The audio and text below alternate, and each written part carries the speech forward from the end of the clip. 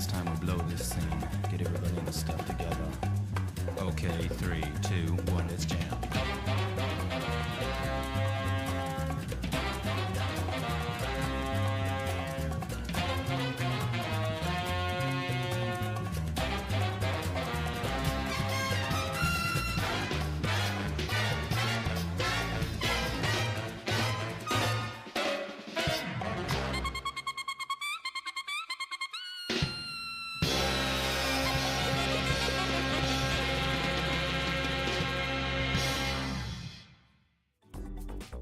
What is happening, lovely peoples? Welcome to Monday Night Mashfest. My name is Syndicate Snivy, and I'm joined by a real killer here on the mic, Arhkma Muddykipz. What's happening, brother? Hello, hello. Very happy to be here. Everyone has been spared for today. I will not be in the bracket. But I'm really excited here today to do some commentary with the lovely Snivy. And shout out to Impurest for letting us on the mic for tonight. Of course, a real one as always. 38 gamers. Oh my gosh. Huge bracket. I'm so excited. We've got a lot of familiar faces. We've got our nice top-heavy brackets, but a lot of newer faces. And people who are becoming more familiar as they've been joining the game over the last few months. So we've got a handful of really nice brackets to watch on stream today. And there's probably so many others. I hope people are recording their sets so we can see more after the stream is done. That's right. If you watch the JCOM stream, you already know. Look at your sets. You can cringe. It's okay. Yep. It's okay to learn and cringe at your stuff. Oh my gosh, yeah. It's a learning experience no matter what tournament you enter. At the end of the day, you go in to win. When you lose, you go, how did I mess up? How can I improve for next time? And I think this first set is going to be an absolute banger. We've got MySScythe versus RathSilk. It should be Noel versus Hisui. Unless RathSilk decides to pull out the Ushi or the Ciel. Ushi? Or the Ciel. RathSilk got a few characters just in their pocket. Like, I think I can make this work. Very, very strong player. And MySScythe on the regular Noel. And the person who I'm always like, I'm waiting. I know that breakthrough's coming. I'm ready for it. Yeah, they're just like on the cusp, and they're just being like a silent killer in the background. They just need like to piece like a few things together, like you said. And then once it like all clicks in their head, boom, you'll see that Mashfest top 8. Yep.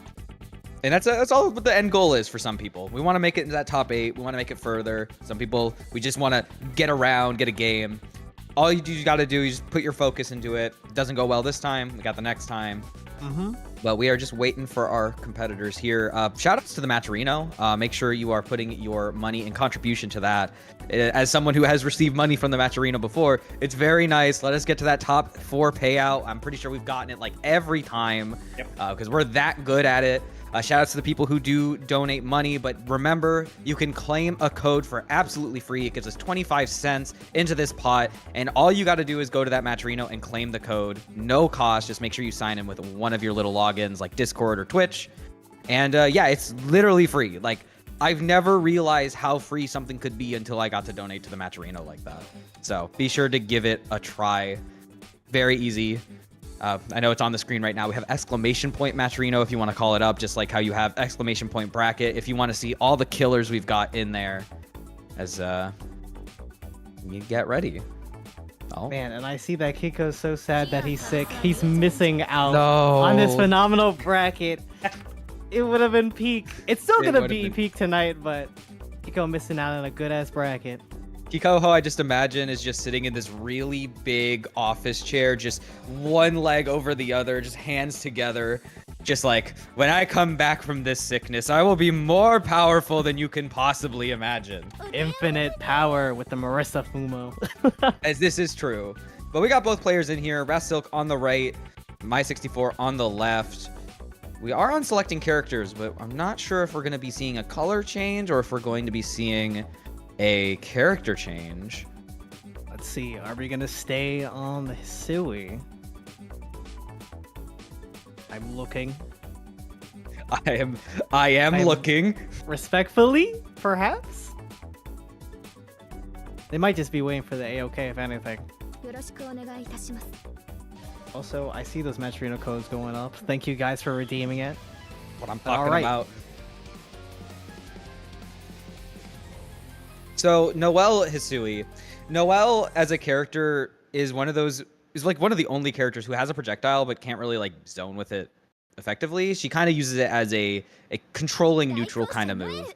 Whereas Hisui, especially with the recent changes, was able to really handle the neutral a lot better now that she can do TK inputs on her 214 to now get the tray to go really quickly. And it can be really hard for some characters to kind of play around that if they're not careful. And like we see it there, this time with the moon skill, all coming towards them.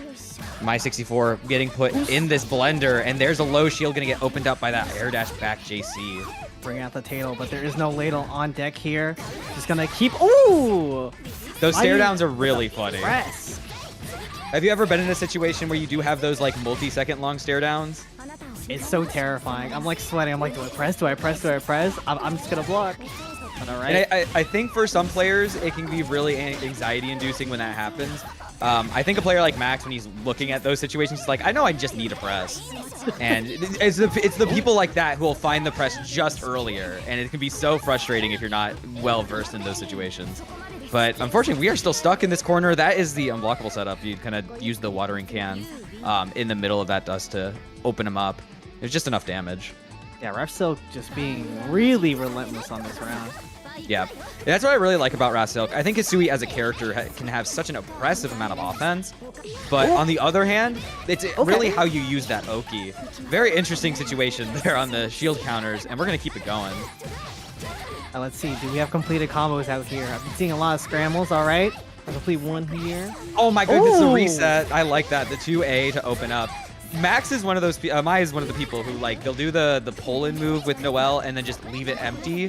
Because it doesn't like full-on reset because you're still standing straight up, but you may not react to it because there was no reset. So that was something I hadn't seen from them before, and it worked out really well. Oh my goodness, Wrath bringing you all the way to the corner now. Oh, that's bad. Up that little moon skill. Oh my god, got blown up for the bento by trying to throw out the needles. This is what you're gonna get. I'm afraid. Gonna spend the meal here to bust out the table. Let's see, is the chair coming around? Just gonna bust out the dust cloud for the plus frames and goes for the 2A. It's a really tricky situation because you have the smoke screen from the 2-2C. It can be really, really difficult to see where the high-lows come in. And Hisui as a character always threatening with throw or threatening with those lows can be so scary. And that time, Wrath just opted to go low, opening up Mai. And we are going to be quickly moving on to game 2. Definitely signs of life, and there were some things that were going right, but RathSilk just stayed ferocious on the offense and going just around where Mai wanted to be. All right, perhaps getting an Erin blockable there. Gonna go for the restamp. All right. Ooh. Goes in with the beast shield follow-up. It's gonna scale a bit.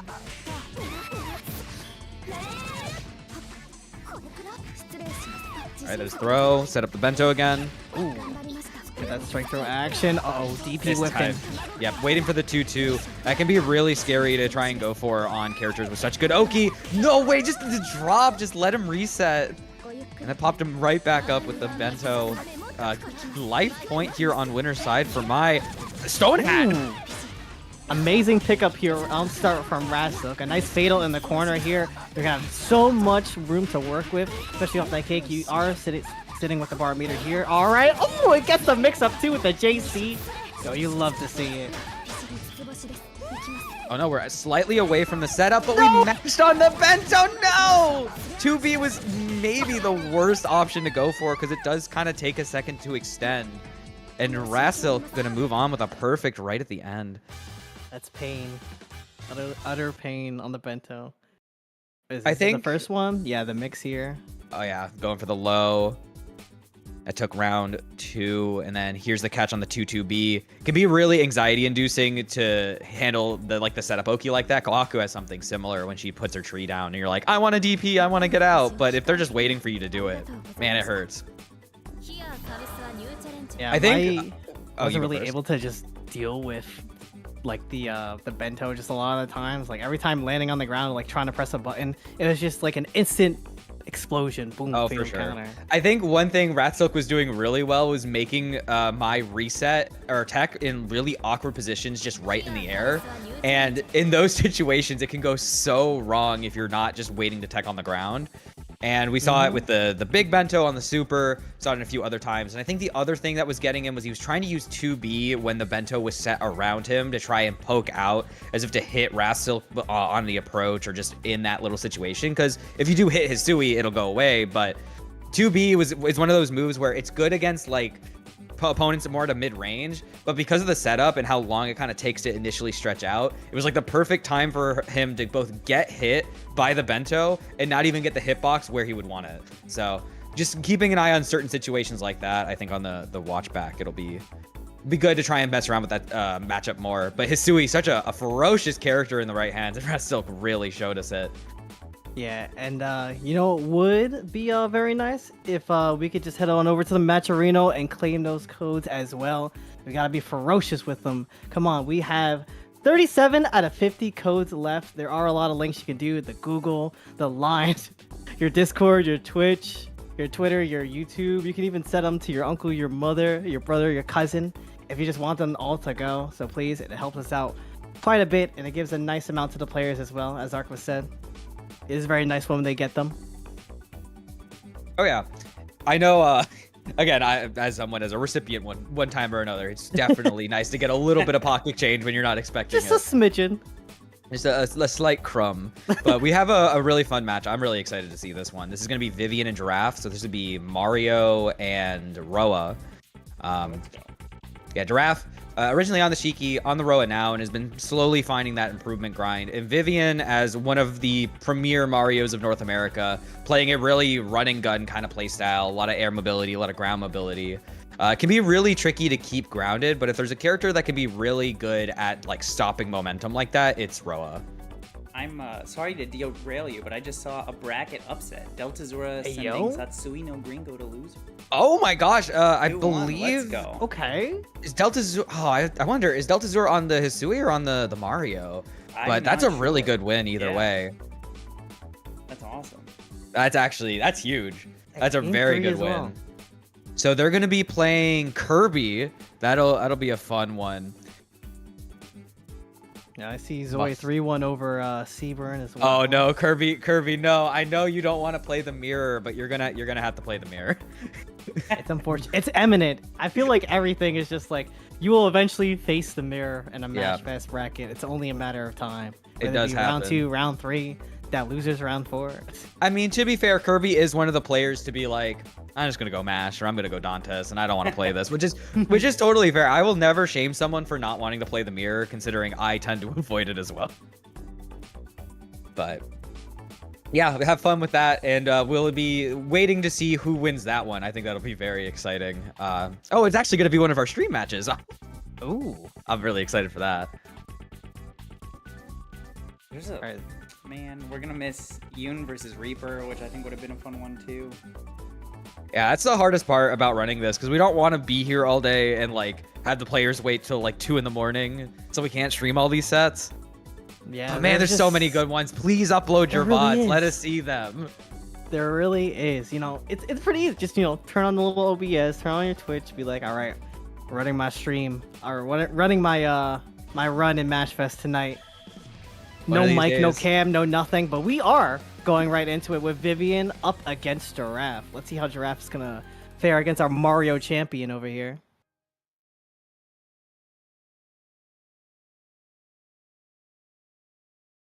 Yeah,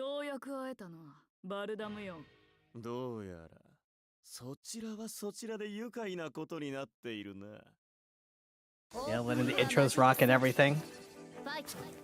Oh my gosh, Vivian just with the standstill. Jarraffe maybe caught a little off guard, just decided to jump back. Gonna get opened up on the initial stagger.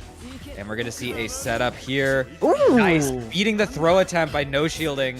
And now you got the corner. Here comes the tried and true Roa stagger. The whiff gonna catch the low shield. Very, very nice. Yeah, very nice for Jarraffe here. Gonna spend a bar here. All right, 3C. Just gonna go. Oh, not for the same jump. It's a hyper shimmy? Yo, we gotta get them hyper shimmies on deck here. Moon skill out. No. Yeah, we're gonna catch the backdash with that. One thing you have to be really careful about in this matchup is that cross up and trying to backdash out of the way, because those nuns are coming just like punch nun. 4BC trade, and Giraffe's already looking really low on health. No anti-air attempt on that jump in, and that should be the round. Yeah, very confident jump in from Vivian. Just looking to close out the round against Jarraffe because Roa is a very scary character. You do not just want to be locked down in the corner with your back against. Let's see. Oh my god, the trade with the A-Nun? Yeah, it was just in the right position for it. Was just close enough in the mid-range. Oh my goodness, very dangerous guard cancel heat, but he's going to get it. Unfortunately, Vivian just ran right back in and said, I want more. Yeah, he ran out the timer as well. Now just got to set up for Oki here, all right. Damn, sniped with the Z-Nuns. Was just a little too high, I guess, for the throw. I don't know how much the Super Flash may have helped that. No catch on the heat again, but what are we going to do? Just going to get out of the corner. Tried to 3BC, but no clash frames. The Nun didn't care. Throws a moon skill parry here and wakes up and does it again. You already know Mario's going to do it again. If it don't work the first time, perhaps the second time, you know? I'm glad that you shouted it out first, because I was like, I saw the first one, and Jarraffe responded appropriately by throwing. And the fact that Vivian just looked at the screen and said, yeah, I'll do it again. And it worked. It's like, there's something to be said about sometimes doing the same thing again as a minor adaptation to your opponent going, I don't think you're checking this again. Yeah, it's like a neat little mental stack, if you will. It's like you were saying, you know, clearly they won't do it again. But all right, Jarraffe off to the races with that 236C here, setting up the lightning. All right. Oh, the no. DP just off, but taking out the Nun. It doesn't really matter, though, because Vivian's able to respond in kind and get a full combo off of this. All right, setting down with the chakrams once again. Damn! Double overhead hitting you, opening you up, but not able to complete the combo here. Jarraffe able to escape out of the corner and blocking the nose this time, but oh no. A-Fall got blocked. Oh my god, this time the Chakram coming out first, catching a attack attempt out of the corner from Jarraffe, and Vivian taking out another round. Set point. Yeah, slicing and dicing up Jarraffe with the Nuns. Let's see. Oh, trying to catch Jarraffe slacking with the punch Nun. Nothing to find here just yet. Another backdash getting caught, this time by the Nun call. Oh no. Oh! Right, yeah, ended up getting got the knockdown into the OTG, and I think just not ready for it. But Jarraffe again being caught open. Oh, Jesus. Alright. See, going for the same jump here. Oh, great Amare. But no meter. Nice. Oh, not able to find anything to bring it down. I think missing the 2C. Yeah, and not able to catch the moon skill slide as well.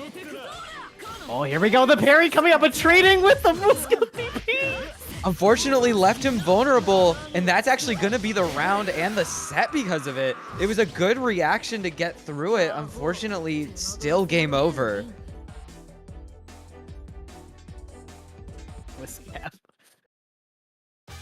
Yeah, that was a very good set, honestly. But Jarraffe mostly just wasn't able to like pin down Vivian line. Even when Jarraffe like had good pickups, combo would like drop sometimes, and he just wouldn't be able to like capitalize fully off of it. Yeah, it's a rough situation sometimes when you're fighting against Mario, where you're like, sometimes you feel like you're kind of guessing what they're gonna do. You need like a little bit of time to get the full feel for their flow.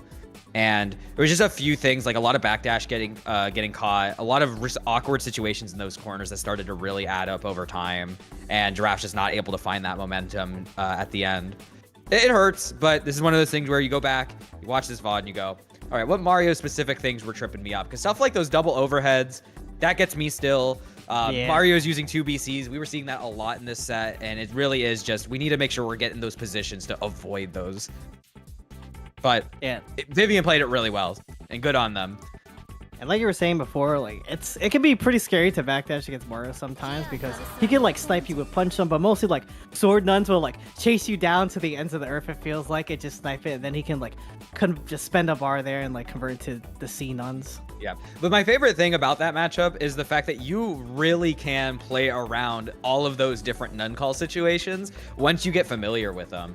One of my favorite things is like, oh, you just super jumped over me. You think I'm not gonna have to deal with your 214C coming at me as I think I'm gonna chase you? No, I know what I'm doing. You can't stop me. A lot of little fun interventions there. We got Evo 4th placer, and I'd lose MadeInHeaven. Come on, bro. And we've got Low, the return of Low, after just kind of doing a lot of Undernight stuff. I think being a pretty big menace over in the New York area. Back at it. Menace. And I think this is the first time I've seen him on the PCL in a moment. I think they were messing around with Mash for a little bit, so this is very exciting to see. Yeah, I think it's like been a very, very long time since I've seen the Low PCL, so I want to see how Low does against one of the best, I believe, MadeInHeaven's Midwest, right? MadeInHeaven is Midwest. They're from like the Minnesota scene. They're one of those like locally people, along with like Hardly and Pico. A very cool bunch of gamers. I got to see a few of them when I was at Combo Breaker, and they're all really good. I think having a local scene can be such a help to get a lot of extra practice in outside of these online events. And MadeInHeaven is one of those people that we really get to see a lot of that growth from. Oh my goodness, winning the Clash interaction there, at least on a trade, but you still got to keep the corner. I was about to say, it looks like Low needs help right now because MadeInHeaven is just laying on the pressure, especially like getting opened up from the 2-2C here, trying to just look for a press, you know. Got a huge chunk shaved off before from the 2A counter, but look at this. Yep, and actually waiting out all of Low's Moondrive, not even trying to go for the 3BC attempt on Clash Frames, and gonna get opened up. MadeInHeaven cleanly taking round 1. Yeah, very clean indeed. Let's see if Low can manage to get a nice neutral win here and try to keep out this Saber, because Saber is just a force to be reckoned with once she gets in. But here we go. Gun Lariat, gonna take you all the way to the corner here. He's gonna do the deed. Ooh, a reset out of the rebeat. I wonder if Low did that because he was looking at Made's meter and was thinking, I think you're gonna get enough from Avalon at the end of this, so let me stop that so I can get a bit more damage on a possible reset. Because that is something you do kind of have to keep in mind for this matchup, just like any character really. And for PCL, it's like, I think I can get more than enough off of this. Maybe another reset attempt there to find the 236B, but it doesn't work. Made now. This is gonna hurt definitely a lot, especially being back in the corner where Low was having a very hard time just getting out against MadeInHeaven. And yeah, the 5A stagger, and ooh, faded back as well. I love the decision not to use the heat either, because I think MadeInHeaven realized I can take this round. I just have to watch out for those DPs as they come out. But Low also just not showing them yet.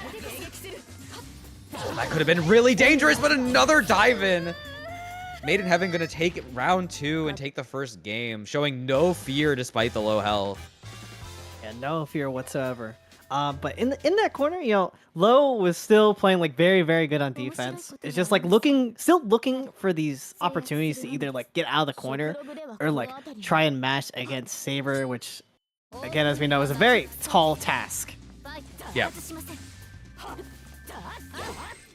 Oh my god, what a clash. All right, getting the throws. Safe jump option. Goes low this time. Okay. Now, this is one thing I remember seeing Low Lab pretty early into this patch. Like, the little bit of activity that he was doing was testing all the little options you could do off of that throw. And we see one of those being going for 2A low without the JB. Unfortunately, gonna lose the pressure. MadeInHeaven now on the offensive. Gets shot instead by that 236A. Yeah, this is a great turnaround for game number 2 here. Low sitting with a pretty big life lead at the moment against MadeInHeaven and closing out the first round with a big 5 seed. I'm really starting to notice the flow that Low has right now on his PCL in comparison to Omni or Erin. He's definitely playing a bit more passive and a bit more defensive on some of these keep-aways. It's just once he gets in the corner, I think that's where maybe the over-defensiveness is a little more of a detriment. We see MadeInHeaven now pushing this advantage. Get the tech, immediate 236A out. Catches MadeInHeaven maybe trying to jump back or jump up. But not quite getting those optimals. That's okay. We get the 623A. Gonna get a full combo off that reset. It's maybe the most devastating move to get hit by on a reset, and you are in the corner. Man, look at that damage too as well. Low saying, I am not done with you. I am sorry. Trying to jump in for that 2A low now. Low back against the corner here. Oh, got clipped. It was really nice of him to hold the shield and wait for the extra things, but after that, just didn't quite know what to do after, and MadeInHeaven's finding a big opening, finds the standing tech throw, and that'll be the round. Both players, let's see, Low has a little bit more meter, going to be at a full 4 bars, but MadeInHeaven not too far behind with the 3 bar, and no moon on either side. That can be a little dangerous. Yeah, plus frames here. Man, MadeInHeaven just walking Low all the way to the corner. Oh my god! The heat ran out on the 2-2C. This is amazing for Low. Not able to confirm the JC, though. That was a really good decision because if you do it just before expecting the 2-2C to come out, you can definitely beat it before a shield attempt comes. And this way, Made also used a lot of resources just to push to the corner in the first place.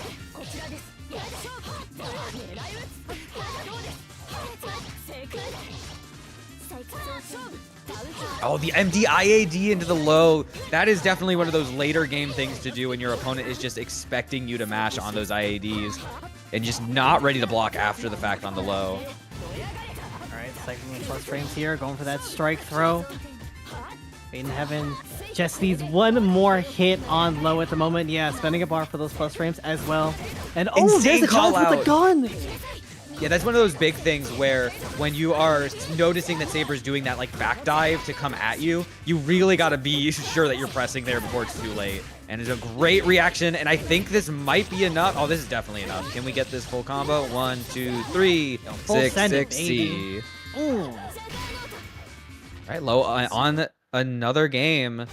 We're gonna see game 3, and it's a very good showing from both players. We're seeing a good amount of adaptation coming in. Low being a bit more aggressive outside of the corner. MadeInHeaven trying to pull in some interesting differences on his block string. Trying to challenge Low in these positions. And we're going to start off strong with a great DP. Yeah, I wonder if that defense from Low in that first game was just like a data intake. Like, it's alright. I know what to do now that I found out like the situation. All I need is the first game, and now I'm trying to lock him in the third game, but it looks like MadeInHeaven currently locking in against Low at the moment, trying to get a throw bait going on, but getting clipped Low. Oh, this is gonna do devastating damage. Is this even enough to? Oh, it is enough to kill. Wow. Is it? Is it gonna be close? But wait. No. Okay. It's a pixel. A smidgen. Run and throw. Immediate wake up gun. Oh, you're crazy. I mean, not too crazy. That's definitely a good option. But I think Made could have possibly just blocked there. I think just opting to choose anything in the hopes of not seeing that 236A come out. Wow, I have not seen that before. It was an interesting whiff. I know other PCLs do play around with using 214 in that way. And I think it may have just caught Made off guard by the fact that it just didn't VD at all, or just didn't hit his block. Beating the 3BC with the super DP, very well done. It's definitely 3BC is one of those panic options where you're like, I want to get out of here now. I'm pretty sure I win every clash interaction. This cannot go wrong. But being able to just react with a reversal like that of your own is so beneficial for this matchup. Yeah, I'm sorry, but you ain't winning that one. I know Low looking to win this round here, just trying to set ourselves up in the corner for a pretty good situation here. I respect him holding back there and just deciding to charge to build up a bit of moon, because I think he realized that Made had already built back at least half. So now both are even on there, but MadeInHeaven finding a combo and sending all the way to the corner. Can we get out? Yeah, cycling the plus frames here with 2-2C and getting clipped again by the 2A Low. Insane, the throw going all the way out, catching the backdash. Low turning the tables. Yeah, but dive kick, trying to get the bit of a side reversal here. Let's see how Low's gonna press. There we go. We get out with the moon skill lariat. Yeah, calling out with the 6BC. That is an option I've been seeing more recently. The nice thing about that option is it does have clash frames, and if your opponent presses it all, you could just beat it. And Low taking it all the way to round 3 with that. Just one good interaction took him out of the corner and able to dictate the rest of that game. Oh, we got a final game, final round. But okay, running on into the deep. Damn, they are just trading blows for blows here. It is actually unreal. I think we have thrown patience and caution to the wind. Low trying to chase with JB, but a foot dive immediately from MadeInHeaven. But a reaction DP from Low. Yeah, we're just pressing buttons. We're coming in. Oh my goodness. I cannot believe he got that. That was so close. Like a mad lad. I'm genuinely impressed that he got that. but messed up the OS, did 2B first instead of 2C. 2C, I think, first would have caught. Is that a reset attempt or just a drop combo? Who knows, but MadeInHeaven gonna take the corner. Oh my god, Another just runs throw. up and throw! Yeah, again! Low, so bold, going for another throw in the pressure once again. Now adding that option of throw to the pressure has been terrifying. Oh, you died. You And actually it died. shocked MadeInHeaven to the core as we're gonna see Low look to take the set 2-1. That was rough. MadeInHeaven just immediately tried to get out of the corner. Didn't even try to respect the fact that Low was in heat. And Low took full advantage, immediately letting rip that 236B. I wonder, would we be able to see like just before this interaction? That really just made the whole thing. The whole aggression of that last round really turned around at that last second. MadeInHeaven actually just needed to sit back and wait for that situation to kind of play out a little more cautiously, and it really cost him. Yeah, if I'm MadeInHeaven, I'm definitely not expecting like those run-up throws that Low was like throwing out just in the mixed-up aggression. That too. That was a showing of a lot. I was genuinely surprised to see a PCL go for that many throws out of the corner, no less. Yeah, and like it's scary because like MadeInHeaven was just like sitting there, all right, cycling pressure, and then like rebeat. Like I would not expect like MadeInHeaven to just like take a pause in that stagger. It had to be like maybe when like MadeInHeaven was going for another normal perhaps. Yeah. He just got clipped by just the grab purely just coming out. Yeah, a lot of those were coming in on backdash, which is like, I thought I was out of the way of that, but these characters got a little bit of hustle in them to come and chase you down if they think they can get it. Yeah. But it was a really close set and a banger one. Low going to be fighting Fusshy next, which should be an interesting match for him. I don't know how much experience he has with Fusshy specifically, but PCL Ushi is a very wacky matchup in the fact that like PCL has all the tools to deal with her jumpiness and a lot of her moves in, but like Ushi herself has a lot of options specifically to deal with situations like JC, some of these other situations where they want to like let loose with DP. So if you're not ready for all the smaller things that matchup can hold, you can get run over. So unfortunately, we will not be seeing that set as we have other sets that we are going to be anxiously watching. I really hope we get one of them to record these sets. Next up, though, we have Kirby and deltazura. This is going to be epic because it is going to be Mario Ditto. All right, inform me, Arhkma. How will this be yet another epic tale? So deltazura is a face that pops up every so often, and they're really good. They're not really talked about as much in regards to their play, whether it be like Mario or with Hisui, but they're a name that like they enter brackets and they definitely make an upset or they make a really strong run. And Kirby is like resident door knocker, like, hey, I'm making top 8, or hey, your favorite here, gone. You didn't know like the 15 other mix-up I was getting ready to pull out on you, or you weren't ready for me to catch you with this DP. And he's really shown over the last year just how much game knowledge he has, not just with this character and the things he can do, but even with some other characters like Dantes or Mash, even making a full-on new Kirby guide, or not Kirby guide, a whole new Mario guide, breaking down a lot of the characters' combos that he just recently released on YouTube. Oh yeah, lots of scrambling here, and then she'll start things off with deltazura not quite able to get that fatal counter pickup, but playing so well just like outside the nun's ranges until we got clipped by Sword Nun. Yep, sometimes it really do be like that. The neutral be scrambly, and then you get in one point where the Mario slows it down just enough to go, oh, I see you're jumping over that way. I'm gonna just get the nut call ready. Yeah, here comes the open ups. It's not gonna be enough to kill. I don't actually. Maybe with 2 meter we'll get it. No, not yet. We're gonna need one more Oki situation. And that was just a let's go gambling. Did you try to throw? Am I gonna do IAD? Am I gonna actually throw you? I don't even know what happened. Gonna hit you? In that case, I think the chakrams went a little too high, and deltazura was just like, I'm gonna just tech throw. May just need to leave this round and go next. Yeah, deltazura's not letting Kirby just try to get the turn started with the nuns here. Uh-oh. Nice, actually was able to safe jump that just in time to get the shield. Unfortunately, the shield counter isn't gonna pay off, as you are now in the Mario blender. Yeah, I think bar here. think one thing, if deltazura can get out of this corner with this blood heat, yes, the item toss actually going high and good to be able to find a lot of damage. Not going to use the level 3, just going to get the hard knockdown instead with throw, unfortunate. Yeah, tries to go for the empty throw here, but Kirby finds a throw in return here, just throwing down the Chakra Okis. deltazura trying to backdash out of the setup, but once again, as we know, it can be so scary to backdash against Mario. And Kirby looking to close out the game with the arc drive here. Find that perfect height. There was a lot of really small interactions in that last little scramble that I thought was really interesting. So when Kirby was going just high, deltazura ran under and immediately did 3BC. 3BC, which is doing the Dust Cloud moon skill, is really good at catching people who overextend just above you in the corner. But Kirby was already ready for it and set the Nun Call to come in just to catch deltazura, and it ended up paying off so big to find a final hit to end that round. There's like a lot of small interactions where I think against a typical character, you feel like that's more secure. But against a character like Mario and someone who's as forward-thinking as Kirby is, he was able to plan just in time and just ahead of it to catch something like that. And it'll be on deltazura here in this next round to try and play around that with that knowledge in mind, and it starts to look really good. Yeah, trying to turn one around on Kirby to begin things off with, found a few strays there in the round start. Got a nice combo going off here, but now it's a battle once again to get in on Kirby as he's just chucking all these nuns on top of you. And wow, what a cheeky little pickup from the Spider-Man there.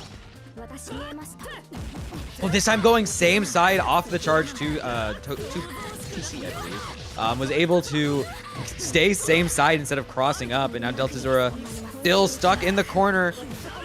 Uh-oh. The double moon drive. Great patience from deltazura. And we're going to get a cash out. This isn't going to be enough to kill, but you're going to get a little bit of damage off there. 4,100 damage, and your Oki of choice. Just going to do empty I-80 throw before the bento explodes. Yeah, I imagine Kirby was just like super scared of like taking the throw and just like getting blown up by the bento immediately. It felt like kind of like a GG situation. And I think deltazura did a really good job just getting out of that corner, reacting to Kirby's Moondrive with a slight delay into their own, and then waited for Kirby to like be a little panicked before doing the item toss for sure. But now Kirby fighting back, finding these openings. Oh. All right, Chakra. Oh my God, gets thrown Another again. Oh, Kirby definitely tried going for another one. deltazura was like 5A, gets the hit, and the worst situation to have happen is go, oh, that actually worked. And then you don't have enough time to react before you try to do something else, and this time getting punished for it. Round 3, possibly set point for Kirby. Hard knockdown. Here. All right, just going to set up with the chakras once again. We have the threat throw on the table here, but just going to slide in with a 2B to get yet another confirm here and another bar to go around. Let's see. Yeah, still keeping the corner. Oh, this time finding the high, and that should be enough. Here's the Moondrive charge. Just making sure, no, we're going to drop it. That's okay. Air throw on the Moondrive. And Kirby going to secure that final round. 2-0. Yeah, we go for the nice little reset. I guess Kirby just like didn't want to end it off on style. Or maybe like you think your opponent's like, oh, like maybe it's over, and like they let go of their controller and then it's nope, it's a reset. Sorry. There's definitely some times where that happens where I go, no, I know what you were trying to do. You just killed me. I got you. But I'm wondering if he had something a little more devious in mind for this, because I do see the Moondrive. He was already building the 3-bar.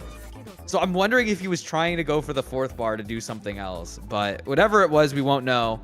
Instead, ending it off with that last air throw. But we definitely saw a lot of really nice confirms and a lot of really good calm composure in those scrambles. But deltazura was definitely fighting back and was doing really well to keep up with that pace. Just sometimes the Mario wins, and sometimes they get that down and they force you into that scramble that you're not ready for.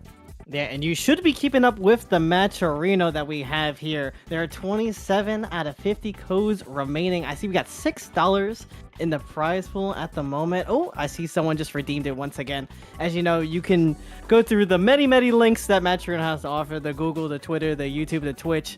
Send it to your whole family. Send it in the group chat. Ask them, yo, can you help me out and click the match-arena link so I can get my Lumina gamer some 25 cents? Look, I know we have 80 people. We got 80 people in this chat right now and only 50 codes. I did my part. and I'm commentating this. So I know at least like another 30 of you can at least claim a code. I almost said hashtag exclamation point Matcherino. Hey, maybe it'll do something if you do hashtag Matcherino on Twitter. Hashtag Monday Night Mashfest Matcherino. That is true. It used to. I had a Matcherino retweet bot, and then Elon changed the policy, and I didn't have thousands of dollars. I forgot about that actually. Damn, it's really been that long, huh? Yeah. It's been a while. Rip all the automated accounts that got destroyed from that. We miss you. R.I.P. Also, real quick shout out to Kirby. As we said at the beginning of the stream, we've had the new beginner tournaments running around. Kirby Cup is back. I don't know if they're running it bi-weekly. No, that is not. Just a note, narrator's note. That is not Kirby, but someone similar. Oh, it's named Kirby. That Kirby. That Kirby. Oh my god, I mixed myself. My fault. It's a very big mix-up, but you can tell the difference because one of them plays Dan and the other one plays Mario. I've been fooled. I'm sorry. But no, yeah, we could actually shout that out. Shout out to Kirby for having the Mario guide. So if you want to learn Mario stuff, he's got a whole YouTube video. If he's in the chat right now, he should link that right now. And then that Kirby, shout out to Kirby who hosts Kirby Cup 2024. I shouted that out back in March. I knew it was coming back. I know. Very good beginner intermediate bracket. So you should go make sure to check that out the next time that comes in. Oh wow, Zoe beat Vivian 2-0. What? Huh? Yeah, we're gonna see Erin NegaReaper, and then we're gonna see OmniSScythe Zoe. Actually, can we also shout out NegaReaper beating Yunmi 2-1 and is actually going to be our next set on stream. Let's go, Reaper. Erin. Yeah, I've been really happy to see Reaper is slowly coming back, playing more Mash and playing more Miyako, really showing up. And they'll be going up against our power champion #1, Erin. This should be very exciting, as we also are going to be getting another power champion after this with OmniSScythe Zoe. And that should be another really fun set to watch. Oh, getting closer and closer to the territory of powered CLs. Everywhere you look, the powered champions are too strong. So this interaction is so cute. I love how Mash is just a fan of CL. Yeah, it's very wholesome. We love to see it. Alright, so starting a little slow. Erin is one of the PCLs where they're a bit more disciplined in maintaining this medium range and then using how comfortable you might get with her being at that range to then close the distance. And we're kind of seeing that there, a lot of these small little dash-ins. Reaper right now just opting to play a bit more defensive, tries to get around, but the 5C gonna just catch the jump in. Yeah, Reaper most likely looking to like dive kick out of the corner, but Erin quick to stuff that out here. Just gonna be cycling the good old PCL combo, like knocking off 4.5k out of that. Hitting the tried and true Erin shimmies as well. Yep. And oh boy, another 5C counter hit. You can kiss that life bar. Goodbye, Reaper. Very soon. Oh, this time not blocking the JB coming down from the air throw. Just gonna get out of the corner by not getting, or by just getting hit. You're gonna go to the next round. Sometimes it do be like that. We just need to reset the mental. All right, double gun. Stops the Rekka early, but no follow-up on the JB. Nice charge in. Yeah, that's actually really big. If you have a character with any kind of approaching button like that, or like with a button with enough reach, you have to call out those rebeats in this matchup. Because unless she tries to use meter, the only other way she's resetting that medium range pressure is with those attempts at like 2A whiff or 5A whiff. And now Reaper taking it all the way to the other corner. Right? Let's see. Uh-oh. No. Got caught air dashing out. Erin very quickly back dashing. But no, got the hit. Wasn't ready for the full confirm. And Reaper said, nah, I'd mash. What the heck just happened? Did Reaper catch Erin's backdash there? Or like... I kind of blinked and missed it, but I know that moon skill can be really good at catching a few things like that. Whatever Erin tried, it was not good. Oh no. Oh. Yeah, a nice 2A combo here. Alright. Gonna have a bit of a scaling here because the moon. Alright, what are we doing here? JC safe jump and 2B charge. Gets punished and tried to DP out of the way, but got 2-1-4 on the cross up. Oh my goodness. A little scrambly. The Reaper doing a good job keeping himself away from getting hit. I love that callback. Oh my goodness. And a little OTG reset. And the reset off the OTG to a starter here. If we're looking to pin Erin down in this corner. Sweeney. Here we go. Charges into Moondrive, gets the overhead. That should be enough. Yeah, Reaper builds the with 3 bar. That'll definitely kill. All right, let's go, Reaper. I see you. I see Scrot popping off in the chat for a fellow Mash homie. All right, but Erin, going to be hitting that rematch. We're going to see what adaptions we've got. I think, you know, I haven't really gotten a chance to see the Scrot Mash versus PCL that much. But there was a lot of really, like, small differences, like, small maneuvers for this matchup specifically. Like, on that blowback, going in down immediately with the dive kick. A lot of weird positions in the mid-range to avoid getting immediately hit by gunshot. Making sure you're within range to block that is, like, the only challenge. I love just the overall awareness. All right, let's see. Yeah, JV with no big confirm here. Yeah, I love the space that Reaper is playing in at the moment. Just trying to be very cognizant of those 5Cs, those big aerial normals that will sweep you up. But going right in here, gonna get a very nice chunk of damage off. The Moondrive tried to hit low. Great reaction on Reaper there. She's got a few of those buttons, Mash, where she like jumps in the air to kind of come back down onto you. And that makes those 2A or 2B lows really rough if you try to mash out and you don't use either 5A or 5B or something to intercept those specifically. The overhead this time striking true again. Reaper on match point. Already? I feel like this is like something you would see very, very later going into the top 8, but no, this is happening right here and right now. And there's the DP on that little weight in the neutral interaction. I've been seeing that from Reaper a bit more with the mash. Can be really tricky to deal with. Not enough clash frames to beat out the DP this time. Yeah, very nice use of that meter there on the side of Erin. Erin looking to just walk Reaper onto the corner. Yep, send it with the special there. Tried to charge out again. I don't think that was Moon skill though. That might have been like 2B.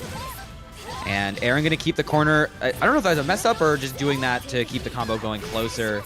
Not gonna be able to kill. One more interaction should do it though. Blocks, gets the shield on the charge 2B or 2C this time. Reaper playing really close. Ooh, yeah, tried to full send it for this. The hit there, wasn't able to find anything. Now Reaper sitting on block with the bar, but Erin just snipes Reaper from the skies with a nice lariat. I'm not gonna lie, if I was Reaper, I probably would have tried to just play a little more defensive. I think he really wanted to jump out to save the round, but with that low his health is, it could have been better just to get Erin to use all of their resources left. But that's okay. He's moving into this third round with a bit of momentum. Not quite able to call out the JC in time with his own JC. And Erin's gonna take him to the corner.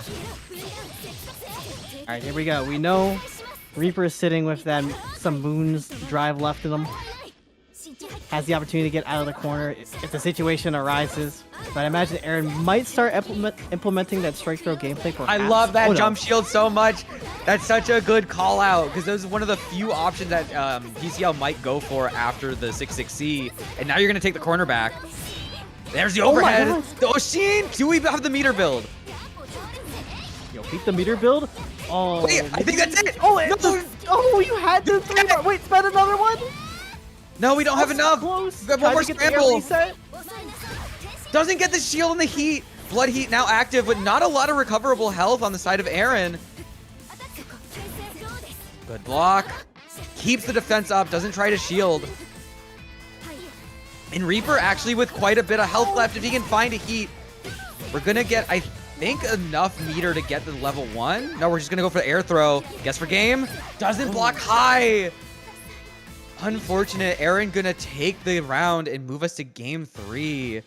That's rough. I definitely saw the meter come out just in time, or just to the 3 bar, but just not able to cash it out.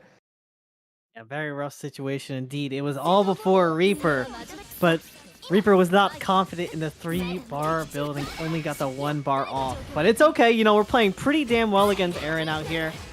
Definitely seeing that confidence shape up, you know, taking her to this corner at the moment.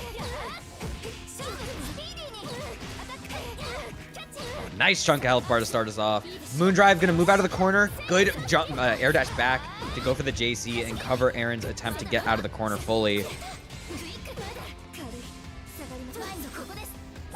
Oh man, the run-up shield's getting slow. I respect it. Like if you think that Erin's gonna come in and do gun or 5C or something like that, it's definitely an option you can go for. Unfortunately, not working out this time. All right, back on Trying defense. Trying to air dash this time over it, maybe expecting gunshot or maybe a 2C. But this time the 5C gonna ring true. There's another one in the corner. Nice heat on the overhead. That was actually a commitment to the full charge too. So able to get fully out of the way. That could have been dangerous. But this is looking kind of rough for Reaper now. You have used your Moondrive activation and you have no meter.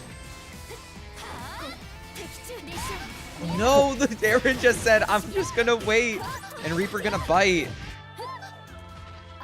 Let's see what Reaper's gonna do here. Oh, sitting without a bar. Erin looking to close out this first round in game 3 here.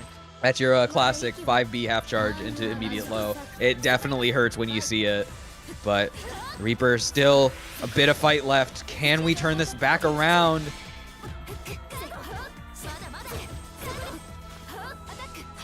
Yeah, just nice. Back a wave on the defense. Landing the JC Fatal. This is a max hit for Reaper. Yep, spinning a bar here. Let's see what we're going to go for. Oh. Great DP by Erin, able to find the slightest gap. I think Erin is so good with those timings on those DPs. I could be kind of bad with trying to move from my block back over to it. But Erin's got a very good knack of getting out of that pressure. And we're going to take it all the way to the corner. Good jump shield from NegaReaper. Going to find... Oh! The heat getting smoked was... Well, you know, this is not the worst situation. This is true. Erin doesn't have a lot of resources either, only the moon. And we can opt to wait out for a little bit here. I'm going to find the jump out on that C version of the Rekka. 45 seconds left on the clock. We could be in for the long haul here. Yeah. It seems that Erin might be paying very dearly for using those 2 bars to play very aggressive against Reaper, which I understand. You know, you want to keep up that distance on Reaper and not let him breathe whatsoever and gain that mobility to like move around on you. Because now, back against the corner, Reaper has no bars here. Just got to go for the mix. Another DP. DP on out. Oh, we're immediately mashing out of there. We do not want to be in the corner. Oh, we're not going to find the hit. Wait a minute. Double Moondrive. I think Erin could have let that rock. 6 seconds left. Oh my God. We need to go for something. There's the heat. 2 seconds left. Now you just have to escape. No, perfect shield. That was intensely necessary because he already had the health weave, but couldn't let Erin attempt to heat out. And any other option could have taken a lot more out of his health bar. And Reaper going to take us to round 3 of this game 3 set. But it's going to be Erin starting us off strong.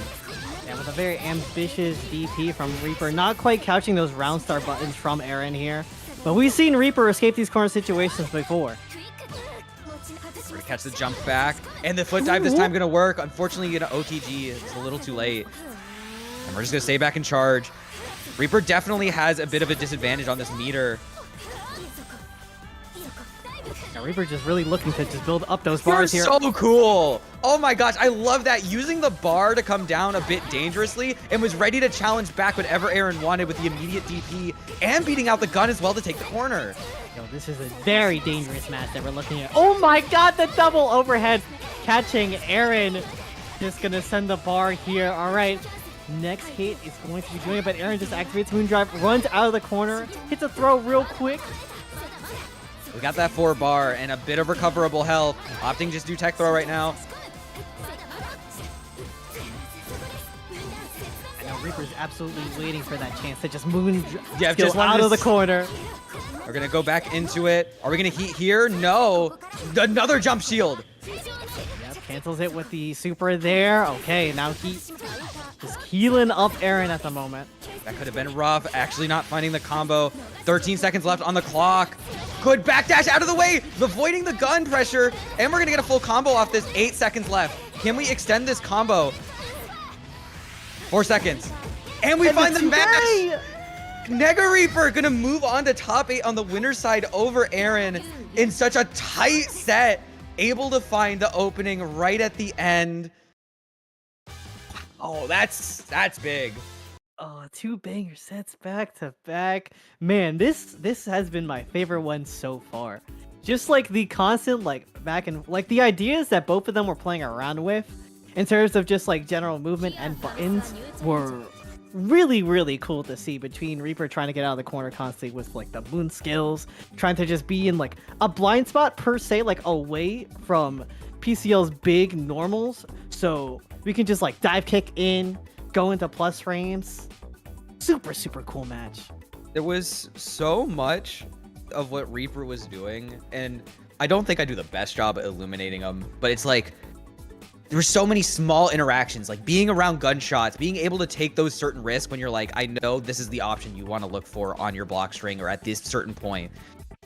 That is a man who has studied that matchup. He has figured out the options you want to go for, and we saw it all. Because it's not like Erin was playing bad.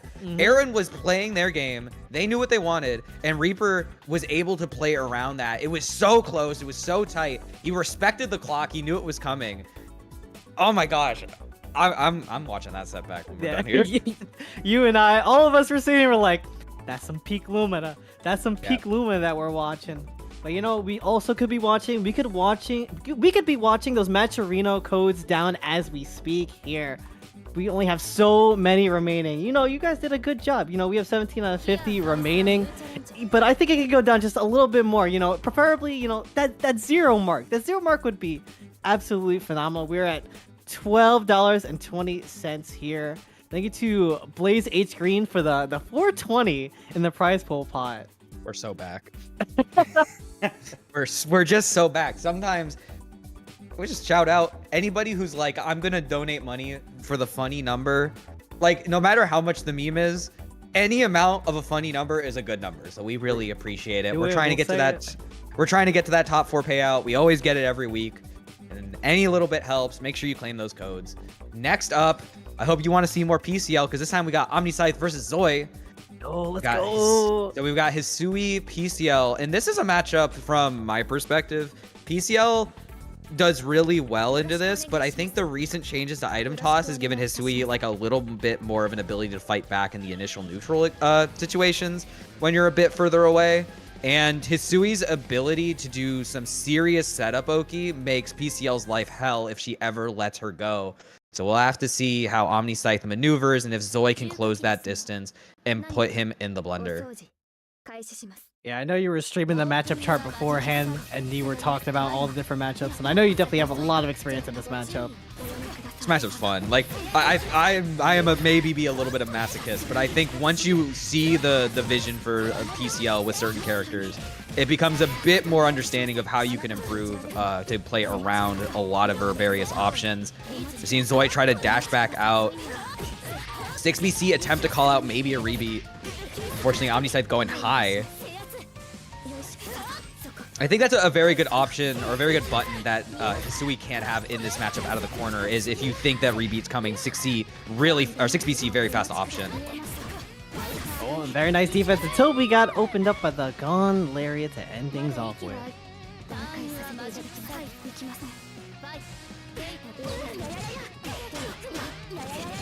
Alright, very nice fatal pickup here. Gonna take the ladle all the way down to the corner over here. Yep, spin that bar, set up the bento as well. You know, just gonna keep OmniSScythe try and lock down in this corner. Oh, 2C.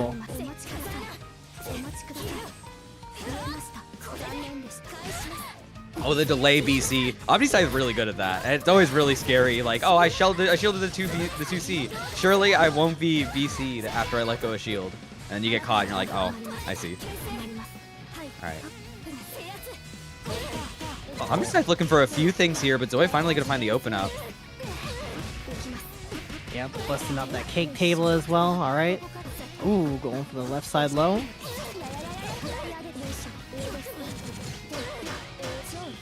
Alright, 2-2C. I think, oh, we definitely have enough. Just 2-6C. Just enough. Yep, just need to spend another bar to end things off with. Zoe looking very good from that second round here. Oh, but the run up 2C from Omni, very, very nice here. Bum, bum, bum, bum. And all right. Hard knockdown, this time going to approach with JD. Hey. Does it a little early and finding the low 2A on a possible match from Zoe. We're going to do it just again. Unfortunately, not too much damage. A bit of scaling. We're going to do it again. This time finding the JB off the IAD. And we're gonna just cash it out. Yeah, just give me that round, give me that game. I've got the meter for it. Let's just be safe. Now, one thing that I really like seeing from OmniSScythe and Erin is their ability to mix in not just like the zoning pressure with like the 236A, the 5C, the 2C in the corner. It's their ability to go, you know what? I'm bringing the fight to you. I'm running in there. I'm going to come at you with JB. I'm going to IAD in your face, and I'm going to force you to respect my up-close pressure, even if it isn't as good as a lot of other characters who are more specialized in that up-close stagger pressure. They both make it work so well. Yeah, it's very interesting to like see how they respond when their opponents are like calling them out for throwing out like either B record like 5C or like that JC. Like they're gonna aggressive move like, okay, you know, if you think I'm just gonna throw out these moves, I'm gonna switch things up on you. Okay, I'm sorry. Did OmniSScythe just run in and start with Rapid B into charge 236B overhead? Yes, yes. He's the GOAT. He's actually the GOAT. He just be doing stuff sometimes. I love him. He's awesome. Oh, but Zoe, wake up moon drive here. All right. Gonna be finding a very nice combo. Yep, set down the table as well. Gonna get the heat off as well. You know, recover some of that health. Yeah, doing the same heat there. We're gonna see that little bento setup now. Oh no. Awkward situation, getting out of there. Unfortunately, put yourself in the corner, and I think we're gonna get the meter build for this. Oh yeah, 3BC, and it's 236 BC. And that'll take the round. No meter going into this next one, which is unfortunate. But, I mean, hey, you're still looking pretty darn good for this. Yeah, OmniSScythe, you know, pretty confident that, you know, he will either, like, get that build on the 1 bar or will just completely just take the second game. But Zoe looking to make him regret just wasting the 3 bar, perhaps with the arc drive. Let's see. Go for the left side. High shield this time, gonna get punished from OmniSScythe. Zoe gonna take you all the way over to the corner. I wonder if you're gonna do the throw just towards the corner anyways. No, we're gonna stay center stage, go for that 4-way left, right. Charge JC this time, beating the tap shield. Bring out the table. Get ready for the cake as well. We're gonna have to maybe spend another bar for the ladle. Yeah, we're not gonna be able to kill. I was gonna say, I'm kind of surprised we didn't just see the 3 bar. But Zoe is gonna stay in the corner. We've got the bento there for now. Oh, trying to do item toss, but not going to get it out in time. JC coming down. OmniSScythe on an absolute slither. Gonna just keep the heat going. Just like, I want my health back. But Zoe said, no, you're gambling for this life, and you lost. And BC gonna claim the round from OmniSScythe here. All right, Zoe looking to try and make this a 3-game set. A very far range 5C. Good on OmniSScythe to recognize how far away it was and just going for that rapid beat instead. All right, Zoe being forced on defense here. Oh. All right, we're fighting back. 1, 2, 3. There's the bento. It's time to get cooking with that pan. All right. Going for the mid-screen mix here, but OmniSScythe is going to say, no, I do not care about your mix here. I am just going to DP. And then Zoe just said, okay, I'm throwing you on wake up. Oh, there's the 2C unblockable. Good wait. Don't heat here. No, oh, actually got it in time. That's a really dangerous heat out. I think if OmniSScythe had reacted to the heat, he would have gotten the punish. You do that that 6-6C as close as possible there after the 236B, because if you're close enough, you can beat guard cancel heat. But wasn't able to react in time, but we're still getting a combo. Kept Zoe in the corner for long enough. And got caught by the 5 beats low. Unfortunate. Zoe going to be sent to losers. OmniSScythe going to move on in the bracket. Going to be fighting Lunar. And that sets up our winners top 8. We're still waiting for our loser side. We've actually got quite a few gamers ready to go to try and get their shot on the loser side. Yeah, this bracket has been shaping up like very, very good. I'm seeing like all the loser sets and I'm like, oh my god. Utter bloodbath when it gets to like the round 4s too. Okay, I actually, we need to talk about a lot of these loser sets. Oh my goodness. Okay, so first we got MadeInHeaven. He's making a very good run. He's going to be fighting Kirby next in losers round 5. Satsui no Gringo, after losing, I believe, in round 2, is making a big tear. Is going to be playing Zoe to make it in the top 8 after beating Yunmi, Omegu, and RathSilk along the way, all 2-0. BKP upsetting Vivian after Vivian had to beat Gavin.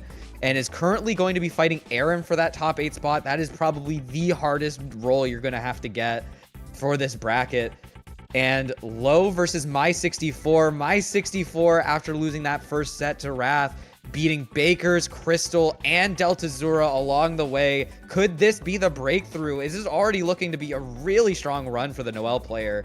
Having to beat Low on the PCL to make it into top 8. Oh my god. We were talking about it before. You were especially saying that it will happen soon. It will happen soon. Just need the, a few gears to click in the head, and it may be happening sooner than we think. Yeah, no, you never know when it's going to happen too. Just like how you never know if we're going to get another donation to the Matcherino, but if you want to be the first person to do that and break that, you can claim a code right now, !Matcherino.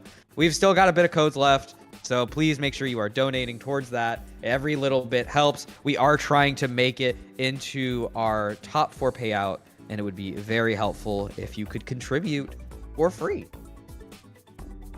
I'm about to yell at my brother right now to download, donate to the Matcherino. I know Yeah, he's sitting on literally. his phone. You could be talking to your parents in the other room, your sister, your brother, whoever, and just be like, yo, could you click this link for me and just claim the coupon code? It'd take 2 seconds. I know some of you probably were selling chocolates in high school and were like, yeah, just $1. This is free. Imagine getting free chocolate. You're not getting anything. Matcherino codes. Get me that Anyone want the Matcherino Matcherino codes. We gotta save the chorus club. We gotta save the mill. In this case, we want to make sure that our players are getting rewarded for their hard work and their contribution to the scene every week. So be sure to claim those codes. But we're gonna be getting ready with our first winners semis match. We have NegaReaper and Fusshy. NegaReaper with the upset on Yun and Erin, and looking in prime position, having to go against Fusshy, who is he's so good. He's so good. Yeah, this is I think it's the first time that we're seeing Fusshy tonight on stream. Yes. I feel like it's been a minute since I've seen Fusshy, not gonna lie. For me personally. Fusshy has been pretty active. It's just I know for some of these tournaments, he's usually busy on the weekends, so Mondays are the only times he can really enter, and then he also is working out and doing a whole bunch of other stuff. So there are times when it just doesn't work out for his schedule. He is on the Pacific time, the cursed time, so sometimes it just doesn't line up. But we're very happy to see him today, playing the Ushi and in good form. So we'll have to see if he can overcome the Canadian Mash Miyako.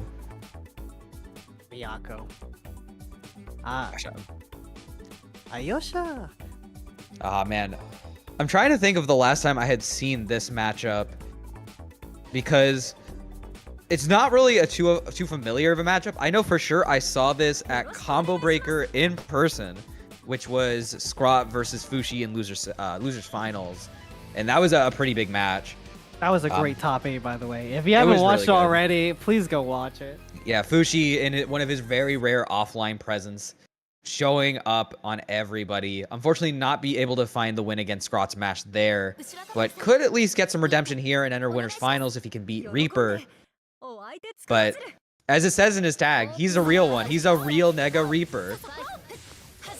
Yeah, and I really want to see how Reaper is gonna be able to deal with is this a button check or? I think it's a button check. I think they might just be doing a little bit of a connection testy thing. Oh no, okay. Never mind. They're going in. We're swinging. All right. Okay, well, as I was saying, I really want to see how Reaper's gonna deal with Fushy's playstyle, because Fusshy goes for a lot of resets in the air, and sometimes people are just not ready for those resets. And that's a lot of Fushy's success. But Reaper's seeing a lot of success, pinning Fusshy in the corner here, doing phenomenal work, and getting overhead. opened up by the overhead for the first round.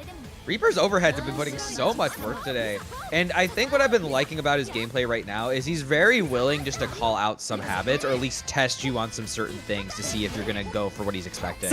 And it's just been working so well right now. Yeah, I feel like I'm starting to understand that. Oh my goodness. Yeah, Moondrive to respond to the situation. Bit of a stare down, but we tech these. Oh my god, yet another class situation. But Mash has a lot more class trains due to the recent patch, so you're gonna win out on this. And Hada mashing. Oh, you died. This is so dominant. Reaper with a double perfect?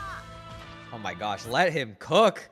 Could not let Fusshy breathe. Oh my god. I felt like the first part of that game was Reaper going, you're gonna do this, and I'm gonna punish you like this. Then you're gonna do this, and I'm gonna punish you like this. And then that second part of the game was, I'm gonna just test your reaction because I have you scared now, and then I'm going to punish you as soon as I think you're gonna press. That was wow. Whew. So Fight back, think- Fusshy! Fight back! I think I understand why Fussy, was a little hesitant to like mash or just like was playing pretty slow at the beginning because Reaper just can throw just a lot of buttons with mash, especially the dive kick is a big threat here, that JC, and those move skills and those overheads that have been just opening up Fussy constantly. So we're just gonna see Reaper go into the bar here, alright? What are we gonna do on knockdown? This time we were blocking the overhead, 3 BCs to get out, but I guess Reaper was able to just kind of low profile just underneath it. And we're going to keep this going all the way to the corner. Still hasn't taken a hit yet. Finds the reset for the air unblockable, and that's going to be 3 perfects in a row. What is going on? Nah, you said it. Like, what is happening here? Reaper has utterly just not been letting Fussy play that game. Clash just into super immediately. Don't tell me we're working on another perfect. All right, here we go. Goes low into MD, maybe waiting for a panic option. Just enough for the Moonskill DP to reach. And we're going to just do the auto combo, make sure this connects. Not going to be as much damage, but Ushi with the air unblockable! No way! And the cash out, that'll be enough. Is that our first quadruple perfect? How long did that set last? I don't think we passed 2 minutes. I can't remember if I don't think we've ever had a quadruple perfect in a Mashfest before. That is the world record holder. 2 minutes, 4 perfects. Reaper. I was on Twitter earlier today just looking at stuff, and I know Reaper, he was a little bit down about his performance last week, and he said, you know what, today is redemption time. He entered the bracket. I don't know what he did in the span of a week, but he is going absolutely sicko mode right now. He is popping out and he is showing up and he's telling everybody here right now in the North America scene, in probably the biggest bracket we've had in like months. He's him. He's literally him. Like, I was talking about Fussy's like air resets. Like, oh, I wonder how the Reaper's gonna do with it. Reaper was the one resetting Fussy in the air. Like, what is this sorcery? And that's the hardest part because Fussy as a character, or Ushi as a character, doesn't have the best ways to get out of some of these pressures. Like, it's very dangerous to try and like DP out immediately, but she has the benefit of how fast they are, that if you find a big enough gap that you can get out. But Reaper was doing so good, like, I'll give you just enough space to get out, and then I'll punish you for it. I'm not going to overextend myself to a point where if I go for the stagger, I'm going to get hit. Just some really well done spacing, a lot of really good lookouts for those resets, and it showed us so much at the end there. I would also like to note, we are not seeing Lunar versus OmniSScythe. You mean Omni dead? Yeah. Yeah. It auto Yo, Outlaws, we're under Night Bros. Sorry, type Lumina gamers. We're under Night Bros now. OmniSScythe is awesome. We love Eltonum in this house. But we're here to see That's my OmniSScythe girl. fighting Lunar. I know Lunar did really well last week. I believe placing second only to Phantom. And still sticking to the Dan, making her work. But we're going to see if we can replicate that success here. Could get a good spot into winners finals if you can just overcome the power champion. Yeah, I imagine it's a very tall order with the power champion gameplay in question. Just before we get in, we do have a little bit of movement here in the loser side. Satsui no Gringo beating Zoe 2-0 to make it in the top 8. Okay. And Erin and Lo will be fighting it out in losers 8s. My64 and BKP unable to overcome their respective opponents. And we just have one more spot between Kirby and MadeInHeaven for that final spot. OmniSScythe starting us off strong though, taking the corner, finding the opener, and we're just gonna keep Lunar here. Set up for that JC 236 BBB and the 66C for good measure. Yeah, get that 4K off that 2B starter. Yep. Oh, caught Lunar pressing a button here. We're just gonna see OmniSScythe. Oh no, no OTG. Oh, there you go. All right. Just kind of stared at a second and was like, oh right, I can knock you down and I can beat you there. Wait a minute. Right. I got OTG and round start buttons already coming out. Lunar quickly gonna find himself up against the corner. Yep, spending at bar OmniSScythe. Just going in with the jump, JC. Ooh, but nice instant air dash from Lunar coming out to challenge.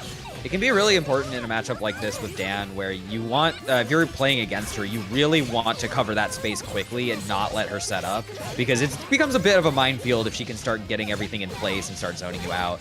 But we found one opening, beating OmniSScythe on that counter A with a block. And now OmniSScythe's health is almost all gone. Ooh! Oh, it is gone. Lunar just getting a lot of mileage off that 2C and those resets. And, you know, that's kind of where that Apostle Noel really shines, is those knockdowns, just setting them down constantly with the needles and then hitting you with the let's go gambling. Yeah. But OmniSScythe was just swinging at round start again, just going to auto combo his way, get the corner. Bump, bump. Going run in, does strike. A nice wait from Lunar, just waiting fully to see what OmniSScythe would do, see if he panicked, and this time he goes for high shield. And now Lunar setting up. What are we going to do here? Does the side switch. OmniSScythe just going to moon drive and shield, but this could be rough because now Lunar at least still maintaining that moon. Into 6 BC through, not going to work. Another one! Never mind. Now, just do it again. Sometimes you catch him running in. That is a poke. You go into the missions mode in this game, and 6 BC is mentioned as a poke. Oh, I thought Lunar was maybe setting up for the Stone Hat there. Having to pop Moondrive just to be a little more safe. Oh, catches OmniSScythe swinging, hits him with the overhead. We're going to need one more confirm off of this, but the nice thing is no Moondrive. Omni just has to guess and goes for the overhead again, and that'll secure the first game. Lunar going up 1. Yeah, it is always so tricky on knockdown when Dead Apostle Noel just like throws down the 2-2C. It's like, all right, well, it's time to RPS for my life here. Okay, very cool fatal trade. 5C just gonna find its mark, but we're still pretty scantily. Oh my goodness, big laser. Yeah, You ever think about Mm-hmm. PCL laser? And I'm gonna tell you that the answer is no. You don't think about it until you just randomly see it in the wild, and you're like, oh yeah. Then you probably get hit by it after. You really don't. And then it's like, oh wait a minute, she got this move. I forgot. Yeah, she just has this normal. She just has this really decent projectile that she can just use, and because you don't think about it, it makes it a little better because of it. What? Okay. That was like perfectly well spaced. Getting him with the Goomba Stomp. And I do like the wait as well, because OmniSScythe was confident enough, like, I know this is gonna hit. I just need to wait for the shield to go a little bit longer. And that was just right to the back of the head. That might be an illegal move. Oh no. I guess it is legal to Goomba Stomp here in Type Luna. Multiple people have that move, including good old Mario, as he should, to be fair. This is true. I was specifically hit by it a lot in the Mario Kohaku exhibition just this Saturday. It's simply his game, but this is also the game that Lunar's trying to run here with the 2-2C and the needles. But, ooh, double overhead gonna open you up once again. We have another bar to spend here. Yeah. All right, guess. Guess is right. The Lunar trying to go for the low. Oh, that's just the patience just to wait on that full overhead shield. OmniSScythe not budging, and the heat as well. Lunar trying to keep this block string going as much as possible. Prevents quite a bit of health from getting back for OmniSScythe, so he's going to still have the health advantage. Oh my God. We're seeing a little bit of misinputting going on. And the left-right mix. Going to catch OmniSScythe swinging. And Lunar on set point if he can take the third round. Let's see. Oh, yeah. That was a rough nice position to be here. in. 1, 2, 3. And the 6-6-C. What are we doing here? We're going to come in, finds the low, catches a possible 5A Abare. Oh, that was sick. All right, Moondrive back on. Lunar's trying to mash out of the corner here. And getting back to the mid-screen with the use of the fireballs. Oh, and there's the 6BC poke coming out again, winning the class interaction. Lunar not enough time to jump out of the way. And that's going to kill. Yep, just popped to level 3. We're going to game 3. I'm so glad. I low-key want to see like no 2-0s for the remainder of this top 8. I know it'll make us be here a while, but these game 3s have been too good. They've all been too good tonight. All right, both players on the selection. Lunar gonna lock in on the rematch. OmniSScythe probably typing something in chat. Yeah, there it is. I believe in Rapid after all the Ushi teleports. You know what? He's so real. I might have to steal that. That's kind of handy. Like sometimes if you're like, I don't know if this is gonna reach or not, but I just want to commit to a button immediately, Rapid Beat could be the option. Simply believe in Rapid Beat and believe in the run up to A coming out from OmniSScythe. Already using that bar, putting Lunar in the corner here. Yep. Trying to get the pressure ongoing. Let's see if Lunar's gonna challenge. Yep. It was a very awkward situation for OmniSScythe. I think was getting caught a little bit in his inputs and oh my goodness, I'm 2-1-4 in the air. We love to see it. Unfortunately, it doesn't really give you much more. So we just get a bit of damage. Just immediate mash on that stray from Lunar. Alright, Lunar does have a bit of room here to work with, but the run-up gets absolutely obliterated by OmniSScythe as he takes the first round. Tried to do, I believe, run-up 6-2-3-A, which can be a really good starter for Dan. Unfortunately, OmniSScythe has been much of a masher, just been like, I'm just going to keep pressing. I think I'm going to beat you. I think I'm going to beat you to just your punch. But now Lunar taking full control in this round. Trying to do this setup. Unfortunately, not going to get the right call as OmniSScythe is able to shield the left-right. Almost a dangerous situation, but the situation gets run back and Lunar comes out on top here. Gonna be looking to spend the 2-2-C here. Oh, just super jumping on in. Insane, the JC actually sniping out the attempt to set up Bells with the EX super. That was a cool way to hit that safety. Oh my goodness. A3B coming in. All right, Lunar back on the zoning, trying to use these projectiles just to keep OmniSScythe away, and gonna find the hit on the far-reaching Nun call. Oh my goodness. Yeah, very nice pickup indeed here. And that patience actually being super rewarded too, because now OmniSScythe got no meter to play with here. Uh-oh. That's bad. Yep, air block full here. OmniSScythe does have that one bar to go around with. Yep, just gonna spend it right here. Very close to getting another one. JC back to try and apply some pressure. Gonna keep Lunar in this corner. Yeah, OmniSScythe might be looking to give Lunar a bit of breathing room on these rebeats to, perhaps get that catch out. 5C is gonna reach here. And you're gonna definitely die for this. Oh, wait. Yeah, we got this. Gonna go into the 6-6C, and it's just enough. That was so unfortunate. Lunar was doing so well on the defensive, but overextended. Try to get that cross up with the JC. And unfortunately, OmniSScythe getting fatal hit, but still able to recover in time from it. Just not enough hits done. And able to secure the game. Good realization as well. He went for 2-1-4-C first, so he could set up for the 2-3-6-A into the 6-6-C. Because he wasn't at the corner, he couldn't just do it twice. And OmniSScythe's going to move on to fight NegaReaper in Winners Finals. And down below goes Lunar, going to be fighting the winner of Erin and Low, but we do have our full loser side of top 8 set. Kirby beating MadeInHeaven in a 2-1 set.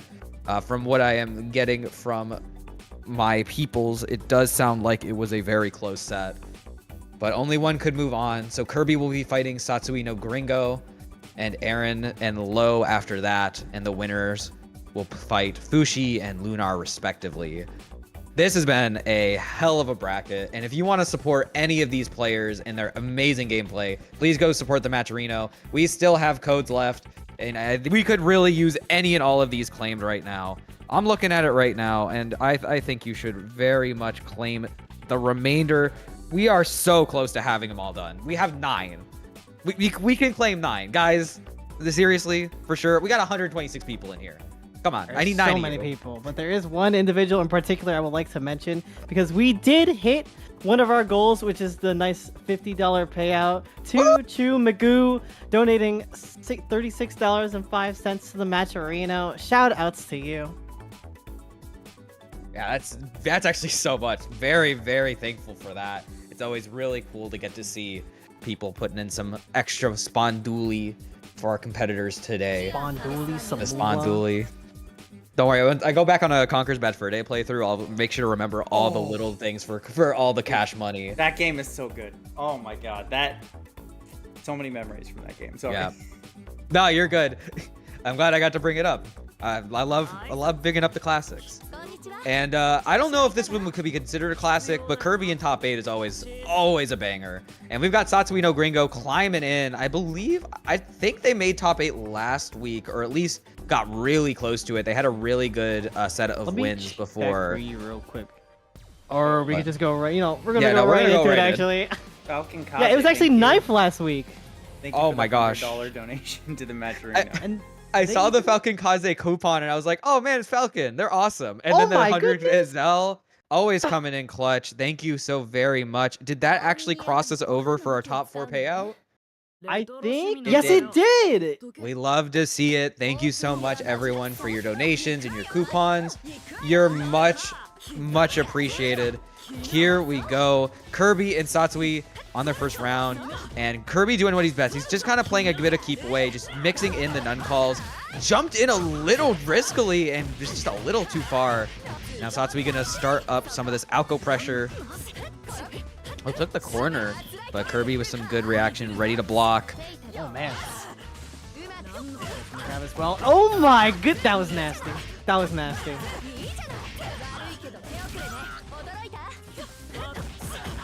Oh my gosh, and another open up there.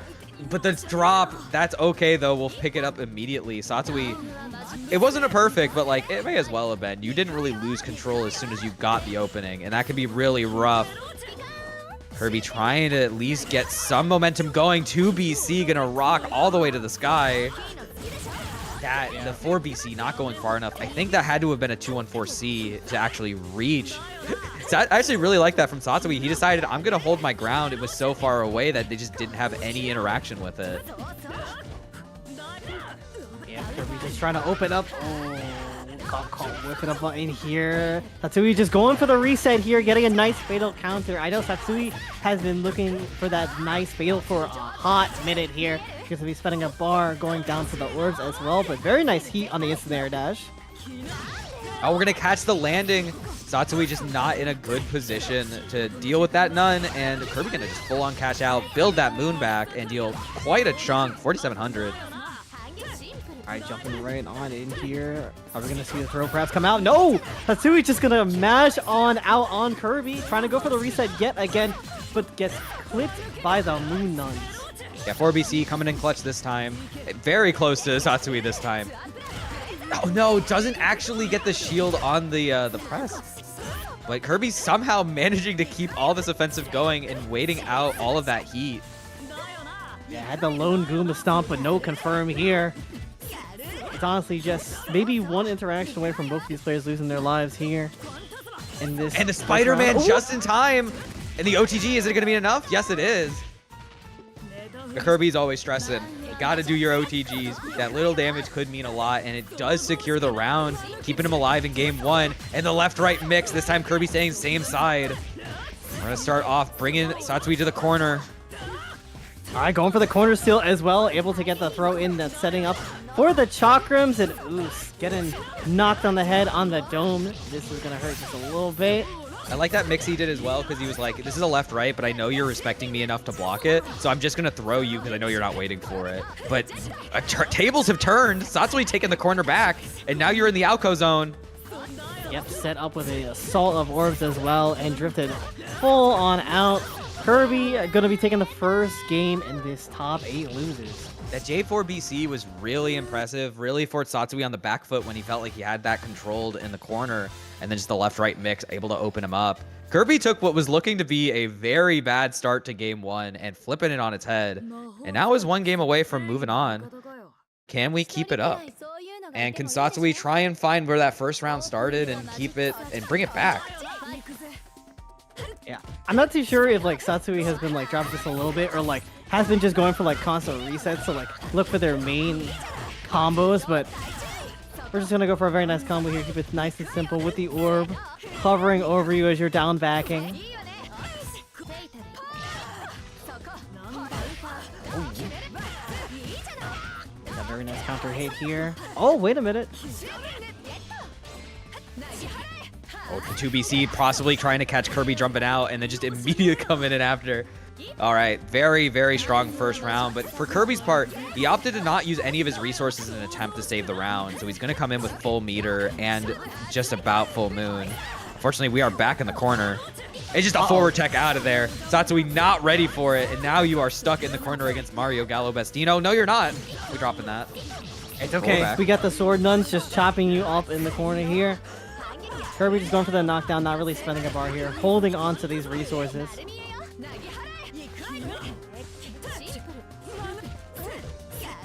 Alright, just keeping that block string going. Not opting to go for the extender, just going for the nun instead. Ooh. And we're going to find the hit on the J4C. Very, very nice. Left, right? No, high-low. Yeah, just giving up the pressure on Satsui no Gringo here. Ooh, very nice up back, but nothing to be found. Alright, we are trying to play a bit of separation. Good block on the 4BC and on the left, right. Oh, this time finding low, maybe expecting Kirby to throw a button as he was coming down. But that should be the round, just one more meter cache. And Kirby on possibly set point. Satsui really needs to secure this next round. Yeah, Satsui has pinned down like Kirby multiple times out of the corner, but it's just been the nuns constantly bullying Satsui over and over and over again here. So we are going to get like that corner setup that we saw in the last round here, throwing up the orb as well. I wonder, oh no, just gonna jump and get the throw. That J4BC just paying dividends. Kirby just so ready to jump out of these pressure points that Satsui's looking for. And the heat bait as well. Oh my gosh, we're going to get quite a bit. And the Oki setup right after as we waste all of that meter for him. Yeah, chakra set up here. All right, all we can do is block. Tried to moon skill out, going to lose a chunk. And that's going to be enough, I believe. Just one more. Yeah, just there it is. on the bar. Yeah, Kirby was in his bag right at the end there. He was really starting to get a beat on Satsui's defensive options and just finally opened it up. And just, there was not really a good way to fight back. It was just enough of a beat, and you're late enough in the adaption where you can't quite get a figure for what Kirby wanted. And Kirby was taking that all the way to the bank. Yeah, Kirby really just doing a good job keeping up the pressure in the block strings, not really letting Satsui no Gringo like get a lot of things started. I mean, we did see like some very nice corner stuff with the orb as well. I saw like the fake overhead to try and bait a button perhaps, but Kirby did get out on that interaction. Yeah, it was kind of rough because like the few times Satsui got like that initial hit in the round, he just took it the entire mile. But if he took that hit like a little bit later, like around like mid-round, Kirby was more willing to take a bit more risks. And the moment he did that, just everything flipped. And Kirby was so much better at just kind of handling where the neutral was. And he's going to move on to fight Fusshy. But before we move over to them, we're going to be moving to our next set, which is going to be Low versus Erin. We got a PCL Ditto. I feel like it's been a minute since I've said that. No PCL Ditto. I mean, that is the common occurrence on Mashfest. Well, it So used no, to be, but now we have... to be. Actually, this is like a PCL Ditto, but this is like the first one in like a minute that it's not like Erin OmniSScythe. This is Erin Low.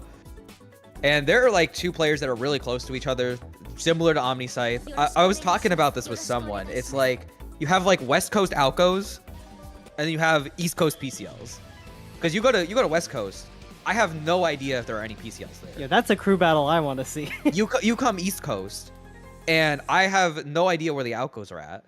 But we have like the PCL Cabal with Low, Erin, OmniSScythe, Crystal, just in the Northeast. And then I'm just kind of doing my own thing down here. But we're going to get started. So the PCL Ditto. This is a very interesting matchup because they both work in each other's effective range. And it's kind of in a ways like a shootout. Both players are just kind of playing in this area, just waiting to be the first one to pull the trigger, be it literally or figuratively with something like 2C, 236A, or just playing these closer games where they kind of do each other's block string. You really just want to punish the other player for their movement. And I think you get to really see it a lot more in this matchup because of how important the movement is.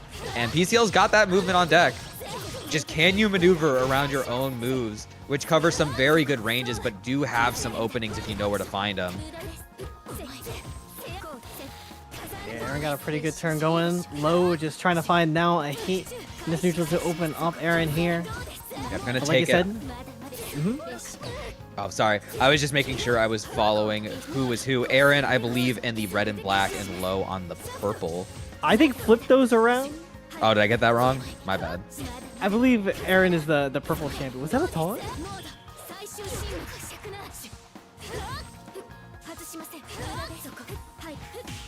All right, Yeah. got the throw. Going versus the JB safe jump. That is a actual safe jump. You can shield it, still be a little dangerous, but it is a very good option to go for it immediately on that throw. It was one of the new changes that came with the recent patch.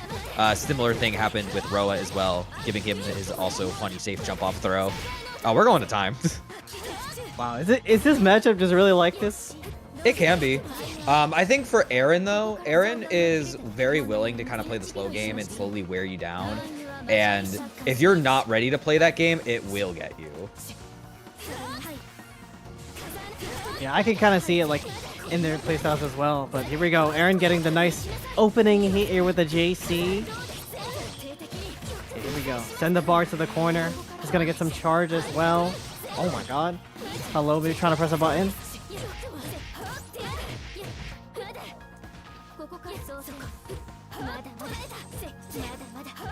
Oh, okay, I did have it backwards. So Erin is on the purple. Yeah, The purple. I'm pretty sure that's based on a Genshin or Honkai Star Rail character. Actually, oh wait, so Erin's gonna secure the round here with the super, but I want to shout out the fact that like every week or every other week, Erin and OmniSScythe both be on their fashion game with the PCLs. I think even Crystal has joined in on it. They're like the only people I know that like every week just show up with a brand new outfit. You gotta rep your favorite character in the bracket, you know? You're popping up sir. on stream, you know you gotta look good. And you gotta look good for this Erin block pool. Getting a nice hit here. Yep, here we go. Going for the Saving the JC off of the Oki. Very tricky because you can find that low, but the JC kind of obscures your vision for a second, so you're like, oh, what's going on here? All right, Erin keeping this pressure up, not letting Low out of this corner, and Low being very patient to just hold this, try to 236A, thinking there may have been another rebeat, and this is gonna hurt. No meter though on Erin's side. All right, the stagger 2As and that phenomenal strike throw gameplay coming out. And there's the Heat OS, or perhaps we're reacting to it. Erin still just gonna close out the first game here, rather. Yeah, just doing it on the safe jump, and that's a really dangerous place to try and guard cancel Heat because the JB is going to come down. You do the 2A, and once you see the Heat coming out, able to react to it. It's the same thing. It's just really dangerous to do on that safe jump. You are very much taking a gamble. Like, I think you're going to do empty land throw, and that might be the only thing I'm beating with this. But Erin takes game one. But definitely not looking bad for Low. Is actually managed to take a round in that last game. Just need to see if we can get out of these corner situations. We saw it earlier in their last set. They were being patient to kind of play around out of the corner. Oh. But against PCL, it's a bit of a different game, especially since you're challenging with about the same normals. I see Low stealing a page out of Erin's book here, getting in those nice 2 throws here. Erin just running up, trying to keep up the aggression. Let's see if we're going to spend the bar here mid-screen. Okay, no, just going to challenge at that range.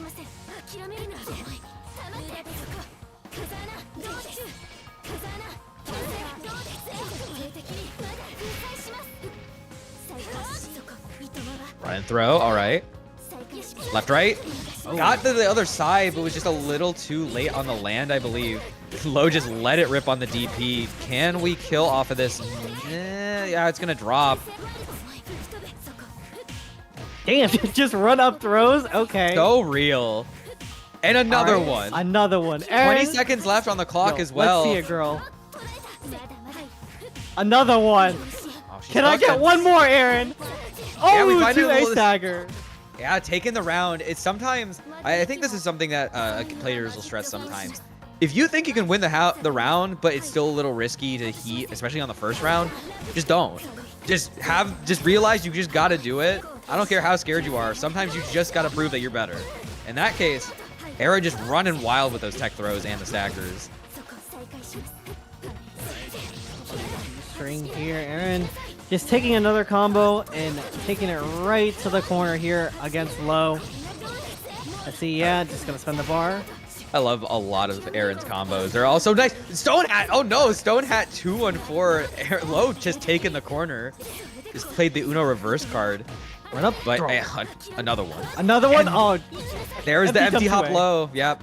Very good mixing from Low. Actually coming in clutch. I think I was getting my PCLs mixed up. That was honestly, there's a lot of things both players are doing that are really impressive, given that they both are using the same character. They're all showing each little thing that they kind of have in their bag of tricks. Oh my god. Ruby stagger counter hit. All right, 6-6C. Coming in. Goes for the empty hop low.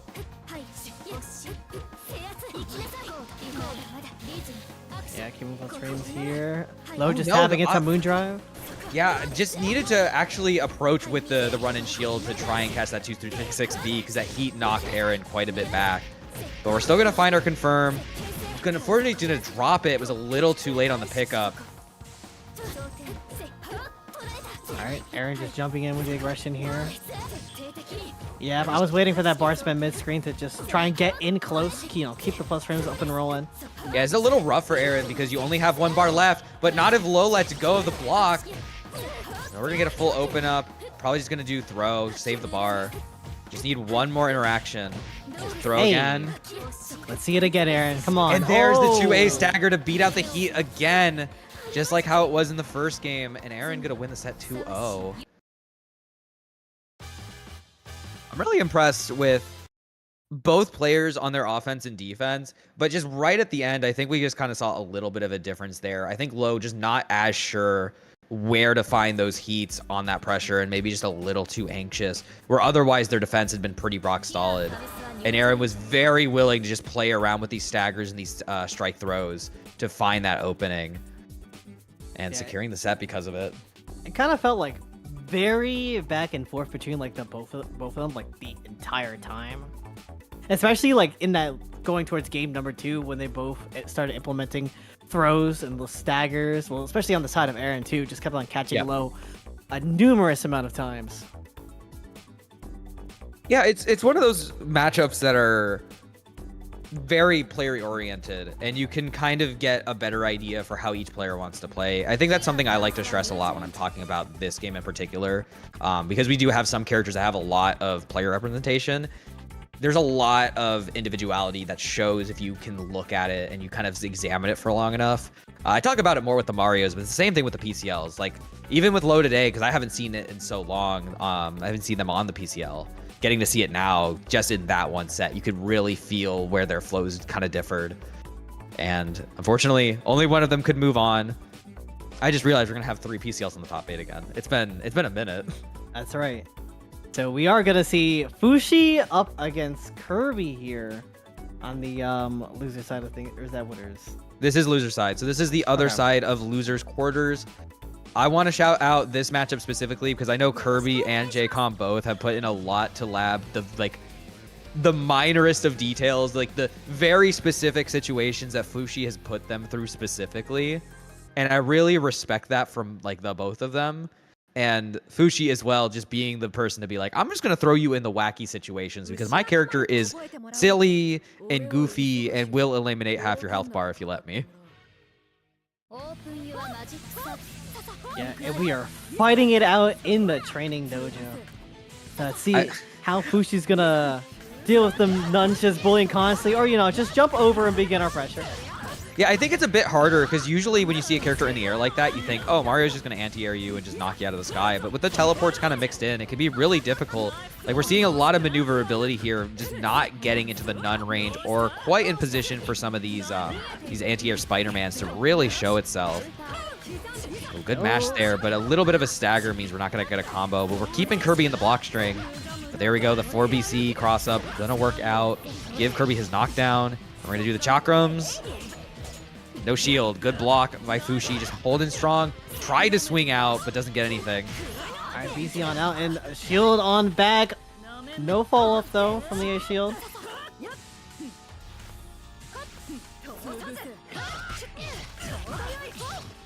Oh, yeah. Fushy's air hunting right now. And that move is, like, so good as well because it can throw out that hitbox and, like, stop the nuns as well from trying to just, like, hit you. Oh, that's a big... Oh, you died. You just get hit by 3 BC. Explode. Now, I want to say, when this patch came out, like, just before, oh, no! We didn't actually want to spend the full meter. This could be bad. We have 17 seconds left. Uh-oh. What? I have no idea what that That was air Okay. throw whiff into Right. Fusshy reacting to the jump in dangerously with air throw, and you are going to die for that on the cash out. No! Shaking my head.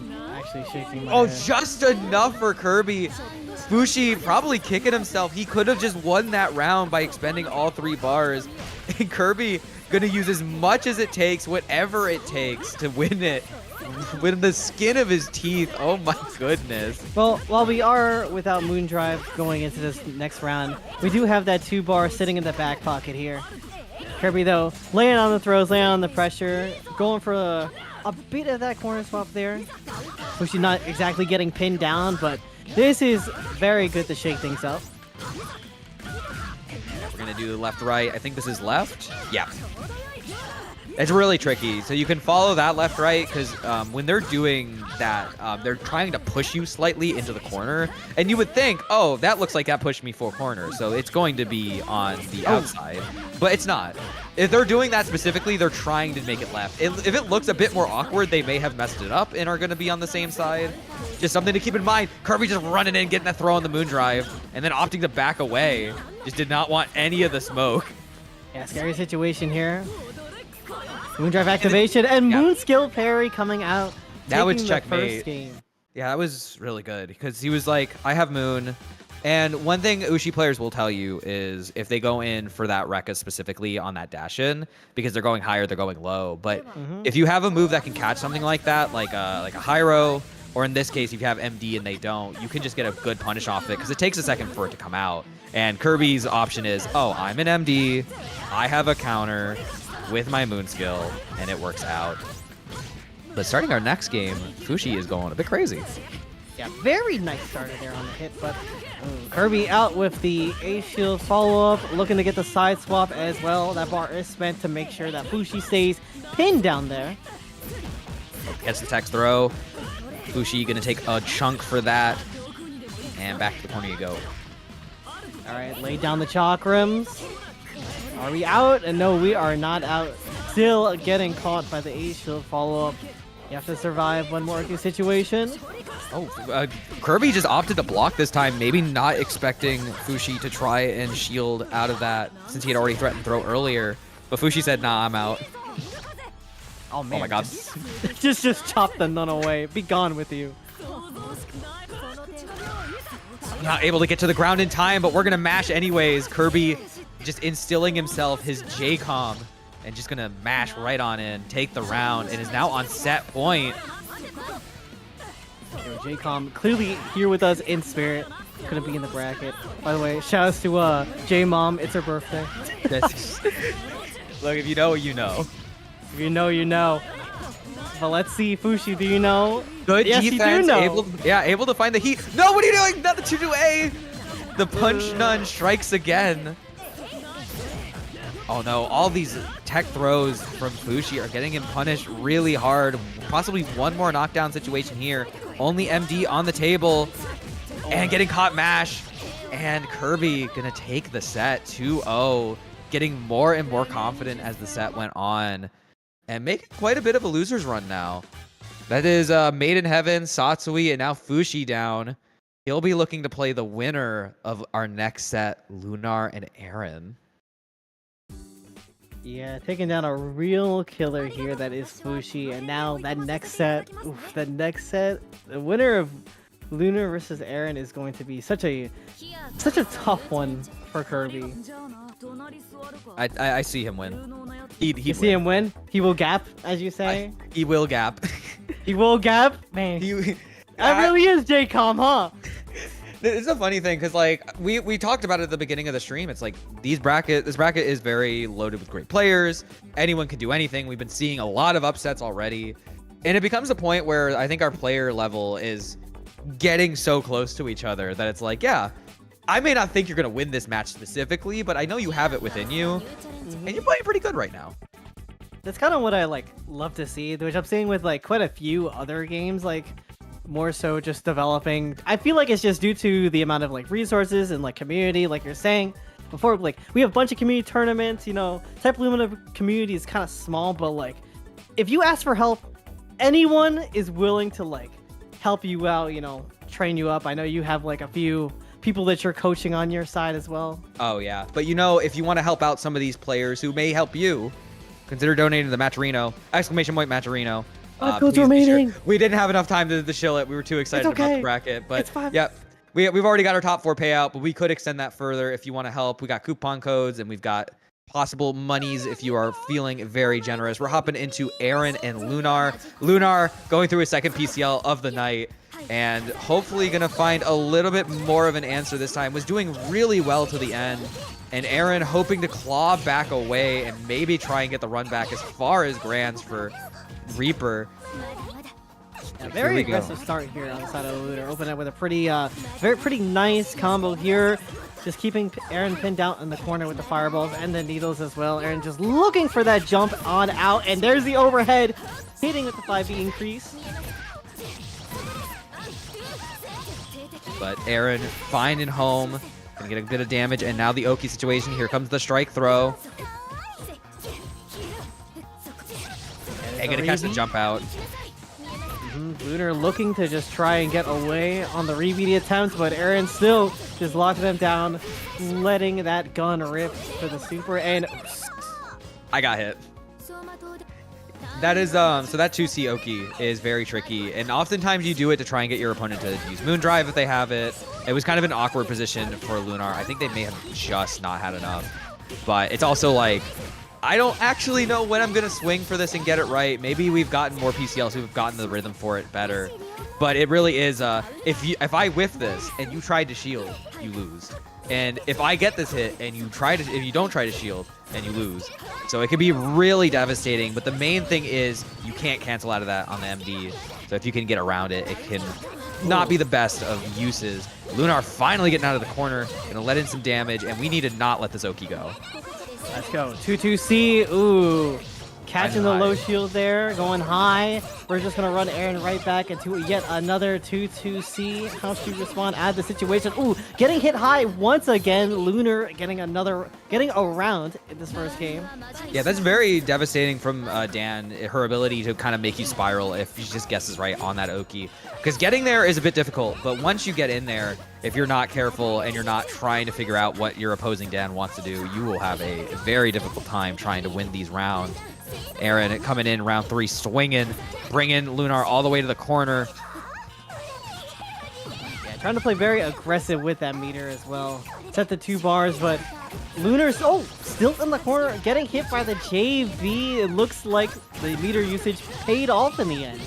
That was a very good use of JB. In that situation, you may think to try and go for JC to cover Lunar since his back is in the corner, but because the special he used specifically has him dive forward, using the JB instead caught that dash in. And now you've put Lunar back in there. Gonna do a lot of damage. Can we get the meter build? Yes, we do. We're gonna do probably 6-2-3-C. We're looking for it. Now we can get it. I'm pretty sure that was like the full-on optimal. How much is this gonna do? That is 5, probably 5.5, 5.4. Okay, 5.4. Just getting as much meter build and just getting as much out of your Moondrive as possible. And Erin gonna secure the first game. I remember getting hit by that the first time, and I was like, I definitely didn't have nearly as much health to warrant it, but I know Erin will go for it because it's like, yeah, I want to practice this. She really wants to make sure she has that down. Because it's like they say, there are certain situations where every damage point matters. We saw that in the last round. And I think for someone like Erin, she's just like, I just want to make sure I have this down. And it looks cool, so it's like, we do it. The same thing for, I know Kirby has a very specific Noel moon skill combo that she does. And it's like, man, I don't know how optimal this is, but it looks cool, so it's bad. It's the best. I mean, I feel like it is pretty important to have those moon skill like combos on deck like that, because you definitely do want your optimals, playing around with a very vital resource that will give you that meter gain. Especially this patch because of the changes to the moon skill. Oh yeah. In general across the board. Starting this next round, Lunar was looking like they were having a little bit of trouble, but we're getting into that Oki, forcing Erin to pop the Moondrive early, and that's very good to get out of the way now. Oh man, holy clash. That was crazy. I love Lunar going up there for that air-to-air, but no fatal, so Erin was able to recover and not get too much done. But Lunar keeping the momentum going. I think a full cash out should work here, just enough for the KO. Yeah, having to spend the 2 bars. Yeah, you definitely want the PCL Menace surely gone to take the round. But now, going into this next round without any resources at his disposal can be pretty damn scary. Oh yeah, especially in this matchup. Erin now on 4 bar.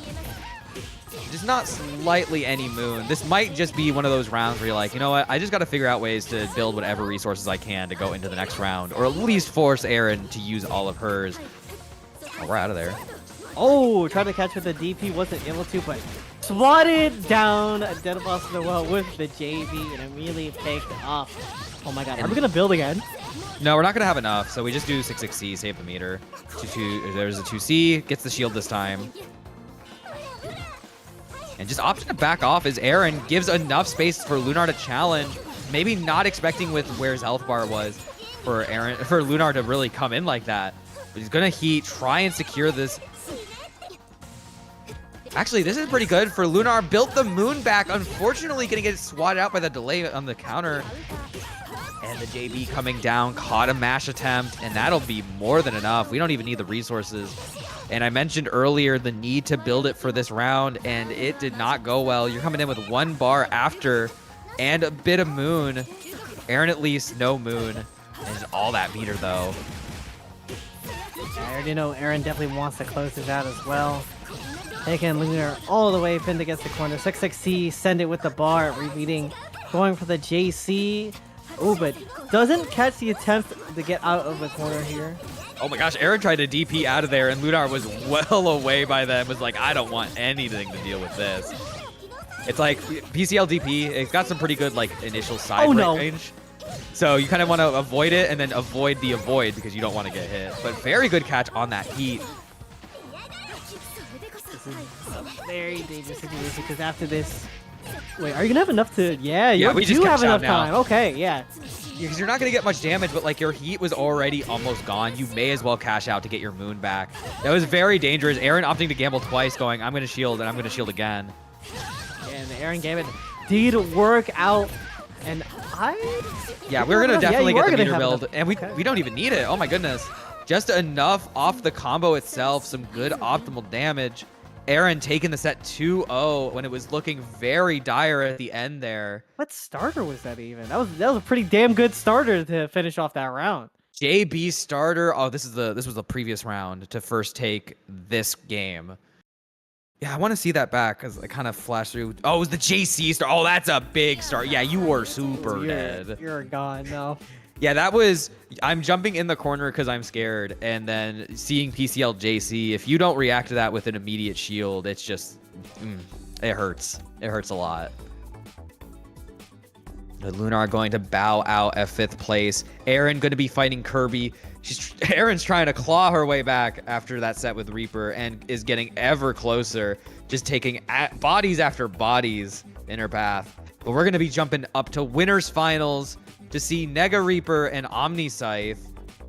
This is going to be a good one. We already saw in the previous set with Erin that Reaper has been studying and has been playing around a lot of these PCL options, and OmniSScythe, for his part, has been doing a lot of very different and unique options, uniquely to himself in the last set he played with Lunar. So we're going to have to see if Reaper can really play around that.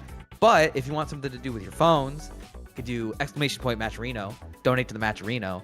How many codes do we have left? I can't quite see it right now. We got 2 codes left. We've got to have 2 people who have not claimed the Matcherino yet in chat right now who can claim this. Like, come on. 2 more. We're gonna hold you all hostage until you claim those codes. Yeah, I don't need It's Impurest at literally like... 2 left. I don't need Impurest coming in at like 5 p.m. on a Friday night going at everyone, hey, can we get some people to donate codes? I know we can do it before the tournament's over because we're that good with it. 1 left. Can we get 0? Can we get... Yeah, we got 0! We're so Get bad. that Ace Attorney, like, confetti and, like, the cheering and everything. Yeah. Woo! And speaking of cheering and confetti, we also have a raid of 15. Thank you, Salix Pie, very much. Shout outs to them as we hop into our winners finals. Last playing Under Night, Unigang supporting. Thank you so much. We have a very exciting winter finals with two players making phenomenal runs, most notably Reaper taking down Erin to get here. Immediate run in, 6-2-3-A, gonna win that Clash War immediately. OmniSScythe trying to swing. Fortunate drop, but it actually kind of works out. Oh, we don't need combos. We just take you to the corner. We don't need those. We don't need those. Combos. We got resets. All right, so the board here. All right, back in. Oh my goodness! This is such a good start. Reaper playing so well in this corner. Gonna take the first round with a perfect. Technically at 5 perfects, you know? Like, we don't even know. Touched since the last set. Okay. Blood has been drawn. Blood has been drawn finally. The Reaper can bleed. Oh, the cross up JC. Finding the high. Gonna take OmniSScythe back to this corner. Alright. But just said, get off me. Gonna catch that jumping approach. Send that bunker shot. Have a charge. And a moon drive here. And oh my god, Moonskill DP. You already know you got enough to close out this first game. Okay, I need someone to just like keep an eye on this. I've been noticing it a lot more after the last set that we saw from Reaper. He's really looking for some of these panic options from the PCLs in the corner. I like specifically either these like 5A mashes or these jump aways. We saw earlier OmniSScythe just tried doing an approach in from the air. He's doing really well to police that air. He's kind of looking like an anti-air gun right now. And I just want to see if that's something that OmniSScythe tries to switch around by playing more grounded or trying to be a bit more careful. Because I do know that a character like Mash will thrive off of you either trying to mash when you're not safe from those clash frames or when you just try to jump away haphazardly. Watching there for the DP. Reaper gonna take you back to the corner where you are going to stay. There comes another check again. No, just immediate mash out. All right, very nice delay to a right in Reaper's face there. Just looking to take. Oh wait, oh. That could be a really bad drop there.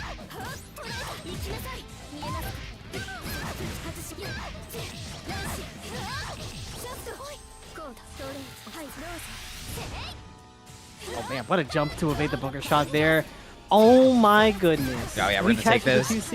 I like the rebeat as well, extending the combo, and this might be enough. I can't quite tell. I think it's gonna be just late. Nah, it was just enough.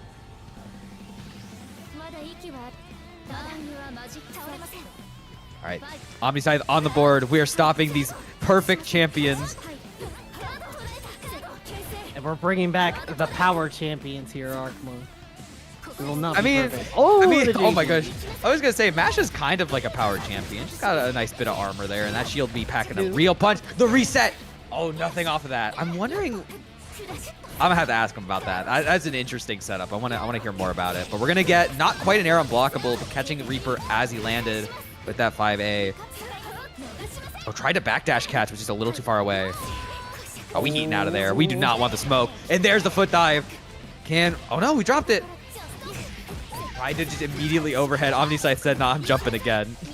Yeah, no, best to evade that. Don't want to get smoked by a nasty arc drive. Here we go. Give the Brekka right into the 6-6-C. Ooh. And we're going to react to the clash. Just immediate throw for OmniSScythe. Just did not care about the potential of the DP. Another one. This time going for strike. Nice shield from on the 2C charge. Reaper going to take this back. Are we going to try and heat here to get the health? Yes, we are. Not much recoverable health, though. I think that might not have been worth it, and I'm going to be right. Just immediate swing from OmniSScythe going to stop any and all health coming in, and he's going to take game 2. That's a rough position because Reaper already didn't have a lot of recoverable health, and the 1-bar heat just didn't have enough time to build it all anyways. And it ended up not even mattering because you still had not enough health to really make it out. So we're even now at 1 apiece. Snivy, I need you to tell me, what do you think Reaper did differently or OmniSScythe did differently in that game too? I feel like Reaper is all around respecting OmniSScythe just like a lot more. Maybe to gauge out the options or just like not. Maybe he's just like more comfortable with how Erin played, was like comfortable with just being really aggressive. But now I feel like, you know, he's not just throwing out options as crazy as he was before. because OmniSScythe is kind of caught on, maybe seeing the data that he saw from the Erin set. But he's already doing very phenomenal at this round start here. Taking Reaper up against corner, B-Rekka into the 6-6C. Yeah, I was kind of questioning it because I felt like Reaper was doing really good in that first game, playing a pretty aggressive game because OmniSScythe was just doing options on Wake Up that he was policing. And that second game, he was kind of avoiding it, maybe hoping for a little bit more information just to give OmniSScythe a little bit of wiggle room just to see what he wanted. This time going for that jump shield, but OmniSScythe opting to just push forward instead of trying to go for the 5C. This is looking very OmniSScythe right now. Oh, this time he tried to come in with the 623A and got punished for it on Wake Up. OmniSScythe has seen the DP tricks, but those DP tricks are still working out. He's like, are you sure about that? Oh no, maybe it hit a little bit too early. Wasn't ready to still be in the other side before the cross-up. OmniSScythe's gonna take this damage all the way for Reaper, and no Moon now on Reaper's side. He's got to be really careful. Yeah, we really need to take note of like how Reaper tries to get out of the corner. Yeah, I was definitely expecting Reaper to do that a lot more in like that second game, which I guess Reaper was kind of like sparing it, you know, saving in the back pocket for those situations. Oh no, OmniSScythe just opting to jump again, this time with JC. The 3C launcher, I don't even know if that was intentional, but it's working out so well. The 236 BC will definitely kill. That's actually really crazy. It didn't clash with anything yet. I don't know if it was too early with the charge in, but the 3C actually is just snapping on in, sending Reaper up into the skies and taking the game. It might be the Miyako switch next, which... Is it time? I don't know. The advancing champion? Well, that's fancy, but... Perhaps? The small child?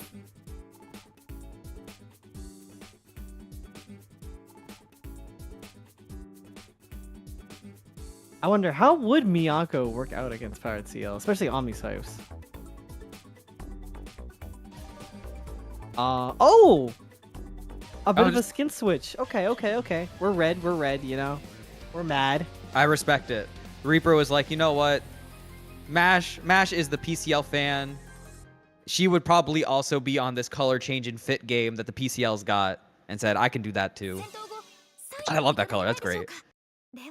That is a very nice red. So we're going in. This is game 4.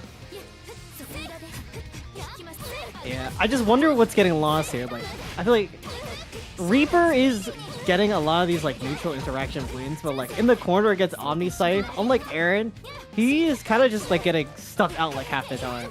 Yeah, I think honestly he might be giving a little bit too much respect in some of these situations. But we also did see in that last game in particular him taking some risks that just didn't quite pan out. All right. Oh, unfortunate BC gonna get shielded up in the air, and this time in the air counter is gonna find flush. Yeah, especially we haven't seen like as nearly as many of those DPs as we saw the last time. And the shield on the charge, this time trying to go for 6 BC. OmniSScythe reading it and going to shield high. And we're gonna cash out that 3 BC just in time. Not gonna get any meter or any moon for this. You're still gonna get a little bit of meter charge though from the remainder of the moon drive. And the immediate TP on Wake Up. We love to see it. And he just said, I'm getting out of here. Oh my god. Jumps over the bunker shot with the JC, but no big pickup. Yeah, I love that the 2 BC attempt there. Just the JC super jump just barely outspacing around it. Again? I respect it, but I'm glad Reaper was like, no, you can't do this to me. You can't do this to me on twitch.tv/ImpurestClub on the Waz Gaming. You can't do this to me. Make sure to follow, like, and subscribe. Because Reaper fighting back. Fighting back, looking posed to take the second game, perhaps, you know, might be, you know, not respecting OmniSScythe as much here, but it seems like OmniSScythe just going for that immaculate throw gameplay. Yeah, throw 3 times. And we get the heat this time on the safe jump attempt. Opted to go for throw again. And we're going to get a nice cash out here in the level 3 and build the moon back just a little bit as the moon drive ended. 4,800 damage. All right, 5 A's, maybe trying to scout out a potential heat. Nice delay there, finding a hit. Unfortunately, not getting anything else. OmniSScythe going to take the corner back. Let's see, I'm waiting for that moon skill attempt, but there's that 5B half charge into the low. Unfortunately, catching Reaper standing up. Alright, send the 660 here. Let's see OmniSScythe gonna go low here with the T2A. Oh! Another DP catching that 2A attempt. Not able to get out the shield in time. And Reaper gonna get a full-on combo. Just gonna have to finish with air throw. JC safe jump. No, didn't actually try to find the backdash OS. Instead, opting to throw, thinking that he would wait. And ready for that 2-on-4C attempt. And the pickup as well. Reaper with the costume change. Gonna take the 4th game and move us to game 5. He can do it. The power-up? The red mash power-up?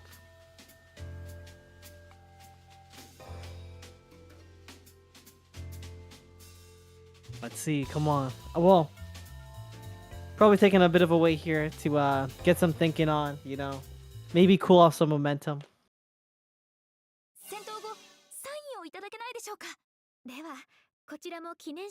We are reaching that game 5 territory where this set's been going on for a pretty long time here, but we ain't even done tonight. There's so much more gameplay to be had here. Oh no, immediate heat. Maybe expecting OmniSScythe to be a little bit closer. It's a very, very rough start. We are starting this with very low resources. You still have a bit of your Moondrive left, so we might try and go for Clash Frames immediately. No, opting to respect it. I think OmniSScythe's just waiting for it. Alright. It's gonna set up shop in the corner here. Yeah, B-Rekka.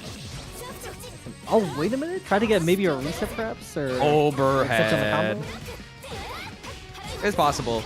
Or it could have just been a drop. It'd be out B. I love the immediate heat as well. Just like, I'm getting out of here. Actually gonna build quite a bit of health back. And the JC didn't opt to charge it either. Beating out OmniSScythe's attempt to retreat JC. And getting the fatal for it. Let's see. Oh my god. Interesting trade there. And the catch with the moon skill. Very well done.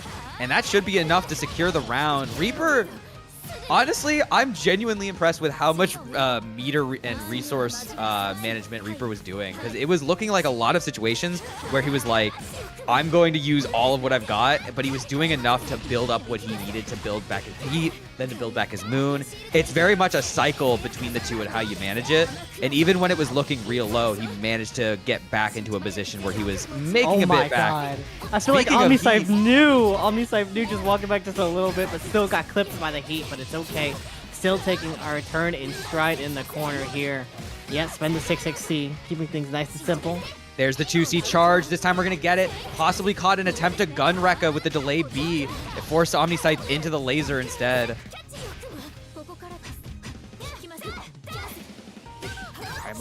Damn. That was really good reaction. Yeah, because he recognized as well that off that Moondrive, Reaper was just a little too forward in his move to actually meaty. And that 5B getting a good bit of range. He puts a real elbow into it. All right, there's the charge in. Patience from both players. Reaper going to mash first. OmniSScythe just holding that block back. Realize he still has a bit of health left. He doesn't need to overextend. 2C, it's going to reach on the landing. That could have been really bad if Reaper had decided to dive kick. But this time, OmniSScythe's going to sneak on through. We're on the final round of the final game, and both players are going to build up their moon. OmniSScythe's going to be the aggressor moving in. That JB bringing him down and able to find that next hit on the landing. Reaper has so much moon, which is going to be very good just going forward into this match, because you do have those corner escape options. You know, they do lead to that meter build and more damage. That Moondrive overhead has been putting so much work today for Reaper. Unfortunately, the drop on the combo into getting hit into the OmniSScythe combo, this is going to hurt a lot. This is a potential guess for game situation. And there's the catch on the heat. That will be enough. OmniSScythe should be able to finish this with just a 236 BDB into the 6-6C. And OmniSScythe, by the just absolutely close set, going to secure winners finals, move on to grands, and be the last one standing on the winner's side. Reaper going to have to wait in losers finals for whoever it may be between Kirby and Erin. I was like, it's so close. It was so close for Mash Bros. Getting close to having a match in grand finals winner's side. But it is going to be OmniSScythe, our power champion, advancing forward to that grand winner side as Reaper goes down to the loser side. Man, I know If there's one person I know who's probably sick of having to play PCLs today, it's probably Reaper, considering the fact he's now in a 2/3 chance of fighting him. I really want to see him play more. I want to see it more because he's doing so well and he's playing the matchup so well. I need every single match right now to be studying what Reaper's doing right now. Even if not everything he's doing is quite what you'd expect, he's getting that game sense and that game feel for that matchup, and I think he will come roaring back if he can manage to win losers finals into grands. Reaper's just trying to like lay down the scrolls for everybody. But here we go. Kirby and Erin, PCL and Mario. That is a very interesting matchup for Mario. I think this is a matchup where Mario's actually not as threatened by PCL relative to what it could be, which is regular CL. And there's definitely some comfort in the fact that you can actually patrol the air game pretty well against PCL. Mario can be a bit more agile in this matchup to try and catch her pressing. Just like in this situation here, Erin trying to combat Kirby with the air-to-air and not quite able to find it and getting a bit of a hit for her trouble. Yeah, Kirby just trying to play very evasive in the skies, you know, like you were saying. Oh just my god, I love it. I love that falling JA, finding the clash frame on the gunshot as well. Unfortunately, still going to get caught out into this pressure and a bit of damage. Oh, shield got crushed. Oh, but the heat goes through. This is very good. I like the use of the meter as well to try and make it a little more safe. Unfortunately, a counter going to come out after that low shield. And we are out of resources. We do have a little bit of moon if we want to try and 6BC out. I think Erin's going to try and play a little bit more closely to snuff out a potential option. In this match in particular, Kirby, I believe, can do jump 4BC maybe, or the other option, which is the cooler option, which is just 6BCing out. Unfortunately, going to get hit before any of those options could come out, and Erin's going to take the first round. Let's see, Kirby taking to the skies again. Uh-oh, this is really bad here. Getting opened up by Erin. Being backed against the wall in the corner. Yeah, just going to keep it simple. 226 BBB, 66C. What are we going to do here? JC safe jump and runs and throws. And this is the scary part. The PCL is not just doing strike anymore. They're coming in to threaten that throw. And you got to be really careful. Oh, just opted to let it go, but going in with ADP to avoid potentially getting anti-aired. Oh, we got a bit of a scramble on our hands. Yeah, Erin just trying to find that one hit to finish off Kirby here, and it appears that she has found it here. Is going to spend the bar. Yep, just going to bring down the thunder. I'm really surprised to see that interaction. Kirby did have the counter none on the table, but I think maybe it was because it hit high. I don't quite remember specifically how it works with that none, but I don't know if it was just late enough where the 236B was going to work on like the swing after the counter. But either way, Erin avoiding what could have been a turnaround with that 236B, hitting the nun and Mario at the same time, and taking that game. This is first to 2, by the way. We are only in winner semis. Oh, just first to 2? If only it could be first to 3. This seems like it would be like such a good set to go on further, but I know Erin does not want this to go on any longer here, being up a game. Already putting Kirby in a very bad spot at the moment, you know, finishing off the OTG string. Not quite getting the reset here, but looking to follow up with the throw out of the corner.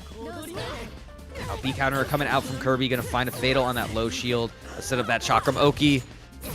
Good blocks from Erin. A second 2B. I love that. It was just like, yeah, I did the 2B already. You're not expecting me to go immediately into the same move. Yo, Kirby pulling up with the Heelys, setting up the chocolates as well, but we're gonna throw you back out of the corner. Another one. In the shield, just tossing it.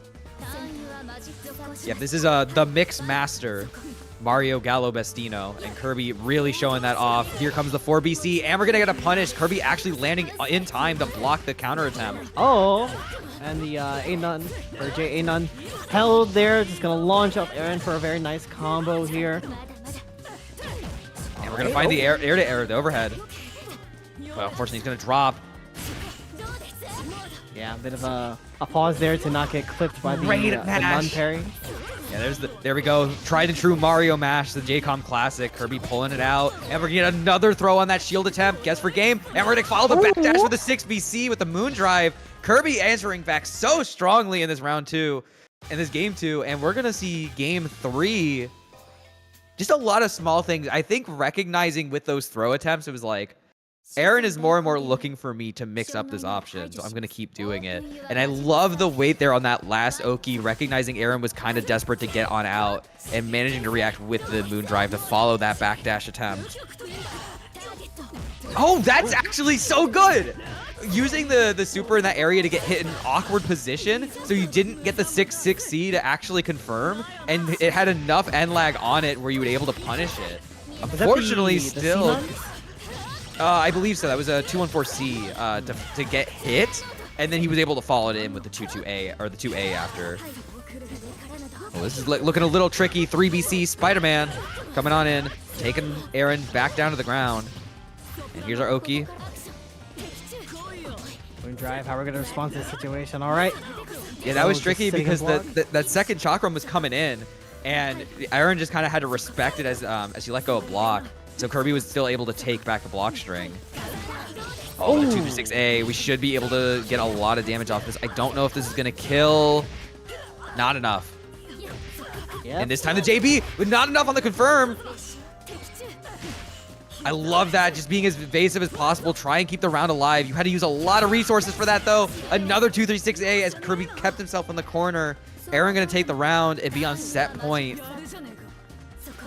Yeah, making immaculate use of that gun, just running up and shooting Kirby in the face. But here we go.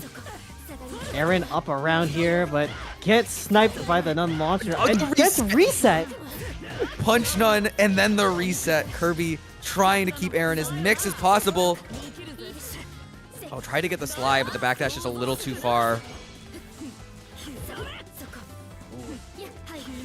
Erin kind of dangerous with these backdashes.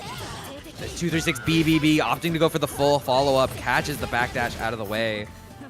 Oh, we're checking forward. We did not want to be in the corner. Nice, the A counter coming in, stopping Erin from that air approach. And we're going to take the corner as well. Hard knockdown. Well, how is Erin going to respond? DP's out, but Kirby ready for it. Going to punish, secure the round, and we're going to game 3, final round. I feel like I've been saying that a lot today. Both players just striving to stay alive. We said it at the start, and we'll say it again. This has been a very insane frag with a lot of competitors just with very, very intense sets. We saw Game 5. We saw quite a number of Game 3s going into the further rounds, and we're still seeing it here on the losers' top 8 side of things here. Erin's still playing very, very strong, finding the opener with the 2C.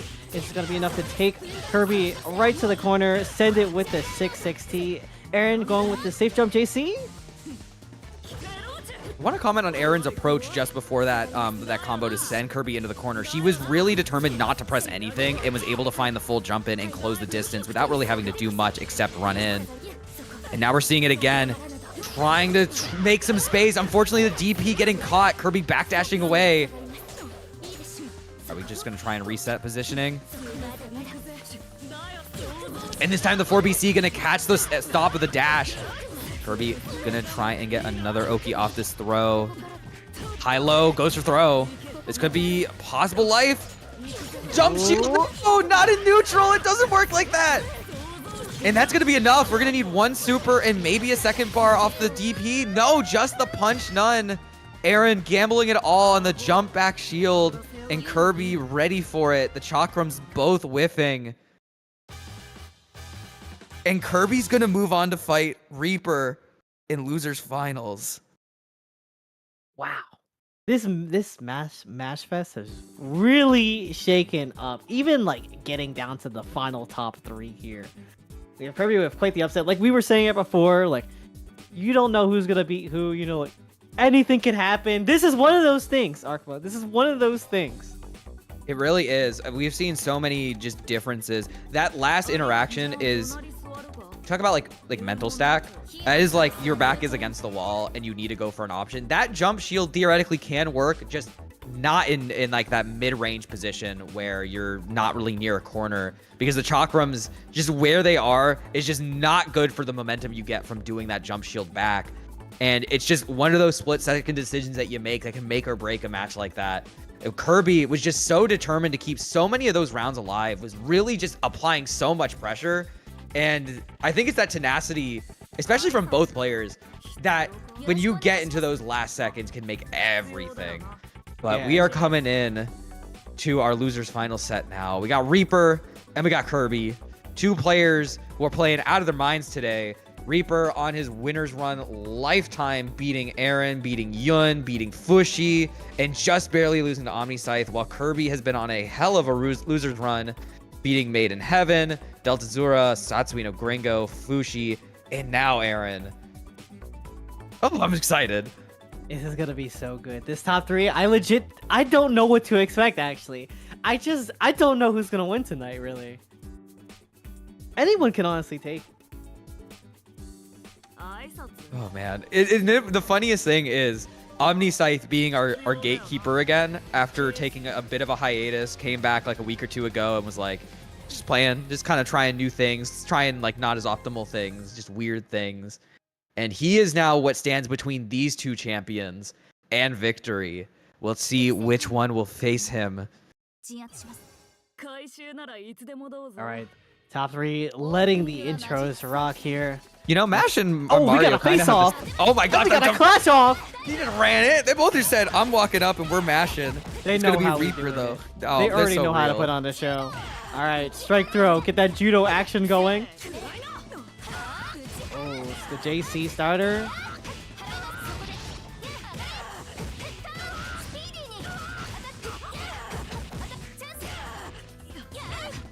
All right, blocks the overhead. Oh, but does not block the second overhead.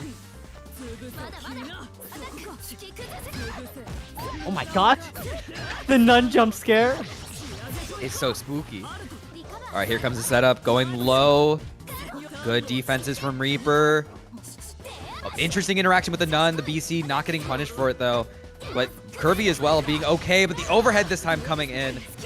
Now, this matchup's interesting because Kirby, as a player, plays MASH. Like, he has put in quite amount of time into MASH and knows a lot of what she can do. So getting to play against someone who is also playing MASH, you have that idea in your head of what she can do. But I think the way Reaper is playing right now is playing more avoidance of certain things that MASH wants, and this is very much more of a player thing. Reaper keeping everyone on their toes as to what he's looking for next. But doing a really good job is Kirby, just holding this block string as long as possible. Yeah, Kirby already knows to look out for a lot of these overheads that has been getting everyone tonight. Absolutely everyone, but there's a moon drive. Not going to be able to escape from the A counter, I'm afraid here. Kirby's just going to get a bar spent here. Run it back right to the corner. And the GP catching the JA was not safe. And we're going to keep that combo going. And the reset attempt, but he's out of the way. Down kick! Oh! That was rough. I love how Reaper was interacting around that 4BC, was ready to go. And in that air-to-air situation, Kirby was kind of a sitting duck because it was like, what do you do? And that situation was probably either air throw or just maybe block and then maybe die when you land. In that case, try to do 214C in hopes that maybe he would be slightly out of the way, but it was not enough. Reaper going to take game 1. Yeah, Reaper already tapping into that moon drive, looking to get a lot of that damage off, try to build up as much meter as he can, so he can just keep on cycling those plus frames in that pressure, but overhead, gonna catch you lacking here. Gonna spend 1 bar yet again. Let's see, are we gonna go for that straight through gameplay? No. Great patience. Reaper was ready to call out the either punch nun or 4BC in the corner, and Kirby adapting to it, recognized immediately, oh, you're probably just going to hold that. I'm going to go as far as I can low. Thankfully, Chakra making that a little safe on that DP, so not going to get a full punish. Oh, but Reaper, another overhead. Damn, and walks Kirby all the way to the corner here, but moon skill parry gonna get us out and gonna get us that very nice side swap that we have going. I love that just slow, confident walk as well. Oh my god. Strut yourself, Kirby.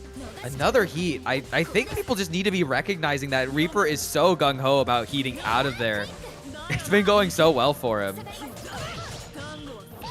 Now we're gonna get the full pickup here, just in time before it OTG'd. Gonna get a hard knockdown. No, goes for the reset. Gets the shield in time. No air unblockable. And that's gonna completely turn around the round. Reaper gonna take it. I like the idea, but just didn't have enough time. I don't know if Kirby was ready for that gap to be there. Ah.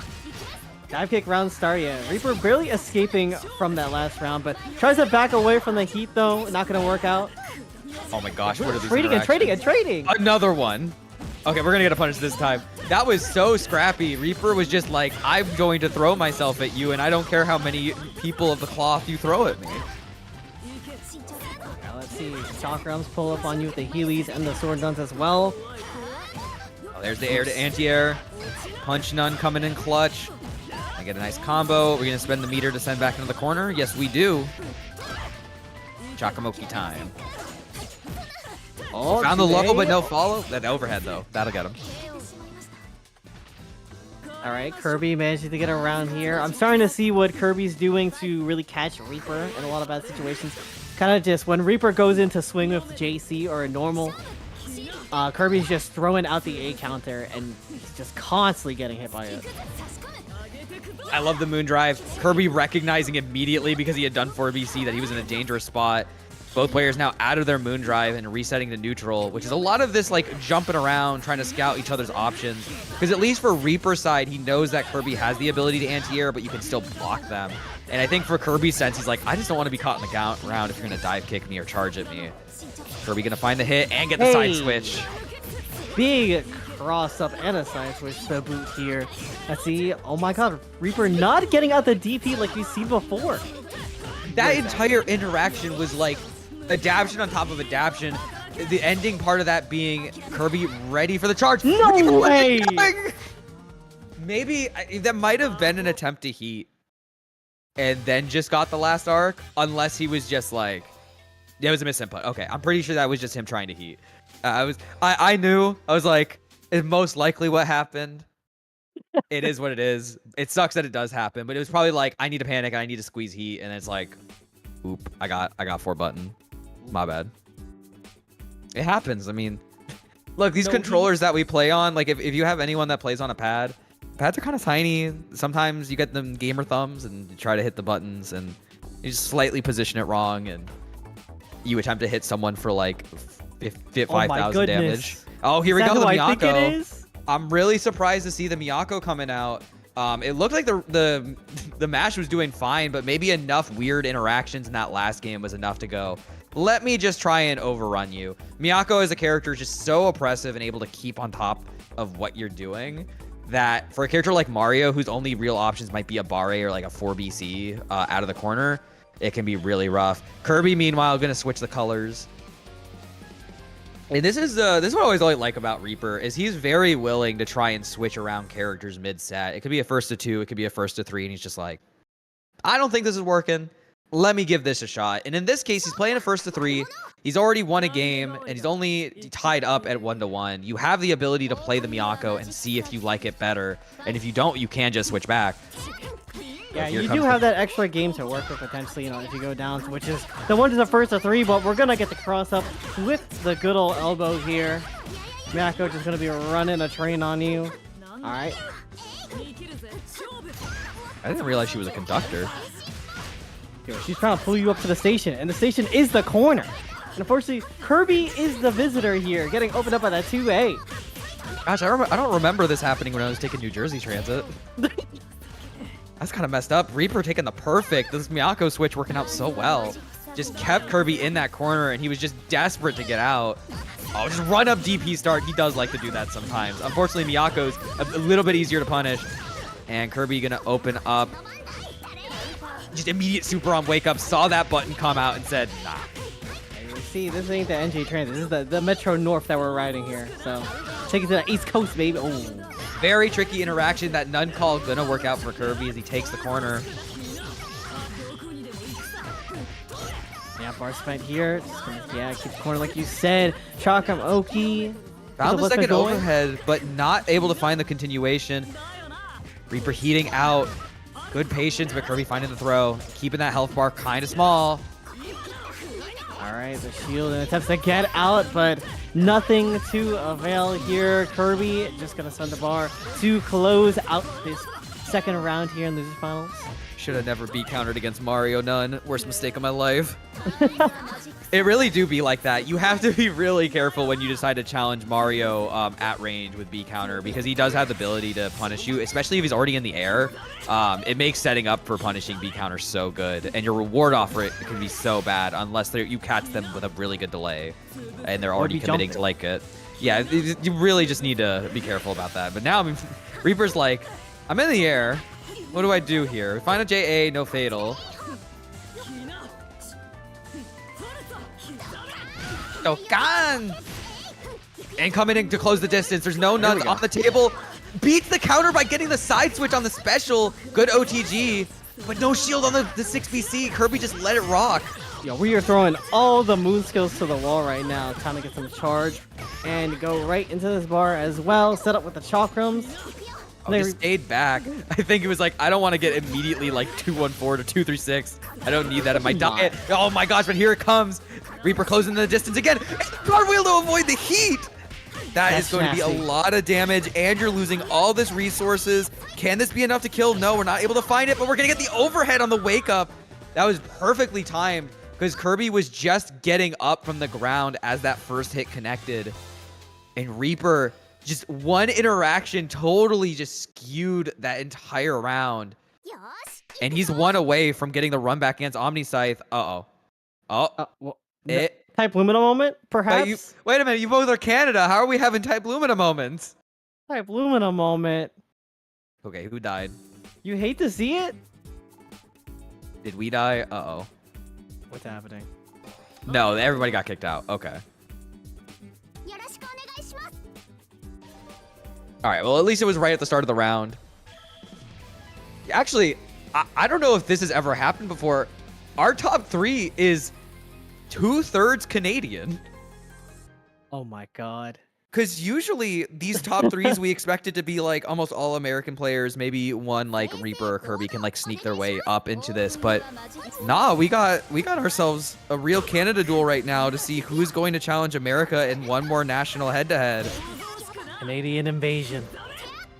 Can New York hold out strong? We will find out very shortly, perhaps, if Reaper's able to take this next game against Kirby. I mean, look at that clear, but oh my god, the spirit of JCOM has manifested in Kirby.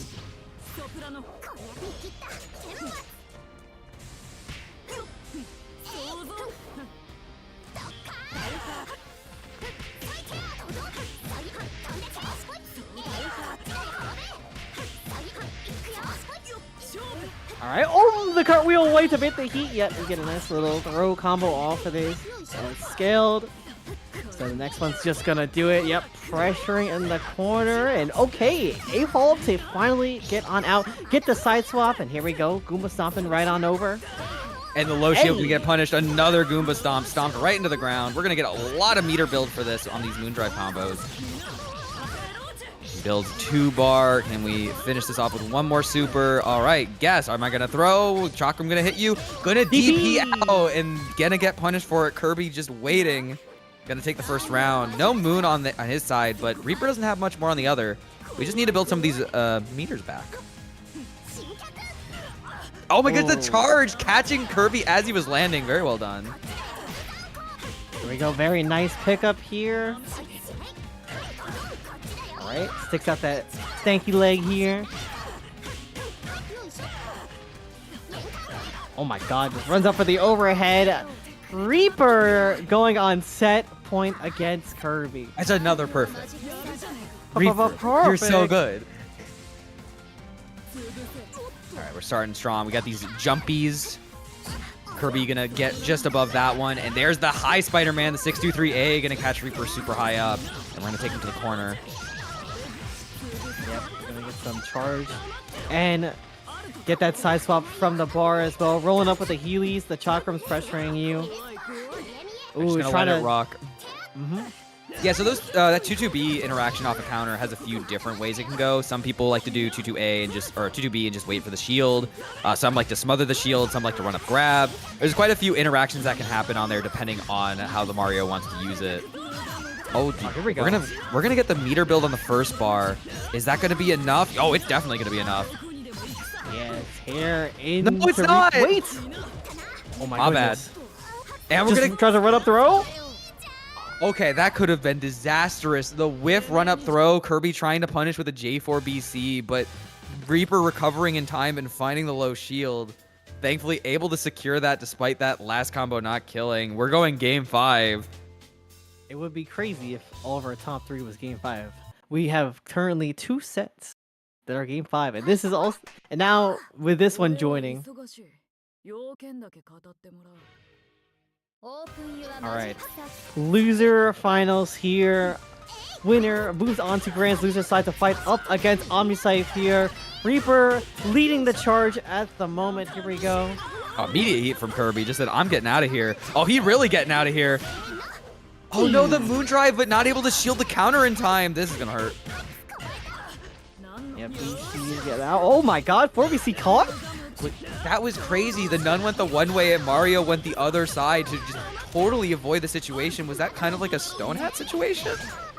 I guess so, but it works out for Kirby, you know, really keeping this corner against Reaper, maybe going for a bit of a reset. Yeah, finds it actually. And we are gonna build enough bar to kill. Gonna do 2-bar super just to be on the safe side. Yep, there it is. Didn't decide to go for the level 3. Knew we could get the 2. And this is set point. Oh, Spider-Man to start us off. Run. Kirby looking posed to take the set against Reaper being up or around, but here we go. Reaper leading that big combo that we've seen, you know, in the previous round, getting it off once again as well. Tried Has to to not get a very unfortunate trade with the 4BC. Yeah, that overhead attempt is really tricky if you get caught after the blowback blocking low. And realizing that Kirby did block it, able to just go for the moon drive and do a really tricky high-low. Able to find the counter here. This should be enough to kill, I think? No, we're going to save the meter. All right, a little bit of an OTG string as well. All right. Tried to low shield. Kirby ready for the hold. Are we going to try and heat here, or are we just going to let it rock? Let it rock. Yep, letting it rock with the Chakrams as well. Not just holding onto that meter for the potentially. But the waited for Kirby on that 2B charge, able to find the launcher. Both players just need to win this next round. Yep, all the 4BC get shielded here. Oh, but the Moon Skill Spider-Man allows Kirby to get right in. Yeah, it's really tricky. That 3BC isn't air unblockable. You can block it or you can shield it and call it out. But just maybe caught not moving and ready for it. Unfortunately for Kirby, he's getting smacked out of there. Activates Moon Drive. There's the 2BC. The heats are just keep Another the corner, one. but the Moon Skill Nun is still active. Just barely 2, and this is really bad for Reaper. You're losing all your heat in this situation. We are taking quite a bit of damage. Here we go, another knockdown. Here's the Chakram. Gets caught swinging low. Is that going to be enough? Let's see, are we going to Here's build the 1 bar. Here's the another second one? bar. And it's just enough. Kirby gonna overthrow Reaper and send him as another man on the list of victims of his amazing loser run. Gonna take on OmniSScythe in grand finals. This was a spectacular set. Oh my goodness. Yeah, no, it was a very good set. I was a little surprised to see the Miyako stay in for game 5, but it definitely looked like Reaper was feeling overall more confident with her. However, Kirby just staying as tenacious as possible to try and hold on, and he is now still alive. The final Canadian doing it for Quebec, moving on to fight New York's OmniSScythe Go New York. in another Mario PCL match. This is the pinnacle of North America right here. We got the menace of the PCLs and the menace of the Marios. Only one of them can survive, and both players are here ready to go. Yeah, it sums it up to the final 2. Man, Kirby going on a very insane run today. Let's see, just taking down Erin to the 1, Fusshy 2-0, Suino Gringo 2-0, MadeInHeaven 2-1, deltazura 2-0. Man, Yeah, what a list! What a list! He's going absolutely crazy. He's going to grab some water, and just like how he's grabbing water, this would be where I plug the Matcherino, but we did actually match every single coupon code. Thank you everyone so much. If you still want to donate, you can throw in some money for some of these gamers like OmniSScythe, Reaper, Kirby, or Erin. If we do end up getting, I believe that's $320, we can make top 6 payout. So if you want to try and reach those numbers and contribute with some money, feel free. Thank you all again for matching all the coupon codes. I knew we had it in us. I'm glad that at least on our side, we're not going to get those Discord pings at Friday. Like, hey, can we get these Matcherino codes, please? I'm so proud of us gamers. We did it. I'm proud of this community. We're so back. But man, yeah, Kirby's run has been stellar, but OmniSScythe as well, having some close sets here and there, close sets with Lunar, close sets with Reaper, but able to claw his way through, managed to also beat BKP 2-1 and Zoe 2-0. He's taking some names. I'm very glad to see him in form and doing well. And I just want to thank Imp for letting me commentate today, because I'm getting a lot of matchups that I have personal experience with. That's awesome. We're like so back, and I'm happy to be able to talk about all these little minor things. And this was a matchup I was in the weeds for this matchup when it started becoming a thing. One of my first memories is doing pretty good with PCL was at CEO 2023, and it was me and JCOM playing friendlies for the longest time in this matchup. And then I was running into Marios more and more. Kirby, Fajita, JCOM, MP game now, Vivian. So many Marios here. If you don't get that matchup experience, this will be a hard one for you. But I know OmniSScythe, he's the grinder, and he's definitely experienced the Marios before. And Kirby's been here for it all. He's constantly exploring new ideas. He's always in the lab, or he's always trying to get that matchup experience. And if there's someone who can do it, I think it's him. We're starting this off with a bit of a scramble. Kirby just going to get on out of there with the 623C. And I love the use of the Chakram there to avoid the DP attempt, and actually able to punish a possible shield counter with the Chakrams. Yeah, OmniSScythe just having a hard time pinning down Kirby, who's just flying everywhere, literally everywhere, finding all these hit confirms with the nuns as well, and looking very favorable for this first round here. Standing up with the nun, trying that jelly, just going for the throw, and there we go. Kirby taking the first round in this grand finals. The one thing I'm loving from Kirby right now is his movement. PCL can struggle at times to close down the distance with how airborne Mario can be, along with his nun usage on the ground and in the air. It's really on OmniSScythe to try and clip his wings, but right now Kirby doing a good job. OmniSScythe trying to come in with the throw, but not quite close enough. It's okay though, finding the opening. Gonna fall back with the JC, 226 BBB. Yeah, sending with the 6-6C here. Let's see, going in for the empty low. Not quite opening it up. Kirby, who's just tying up that defense, but ooh, gets throw baited here. Yep, just a little scared of the possible attempt to do the run and throw, but OmniSScythe gonna get the perfect, keeping that pressure strong.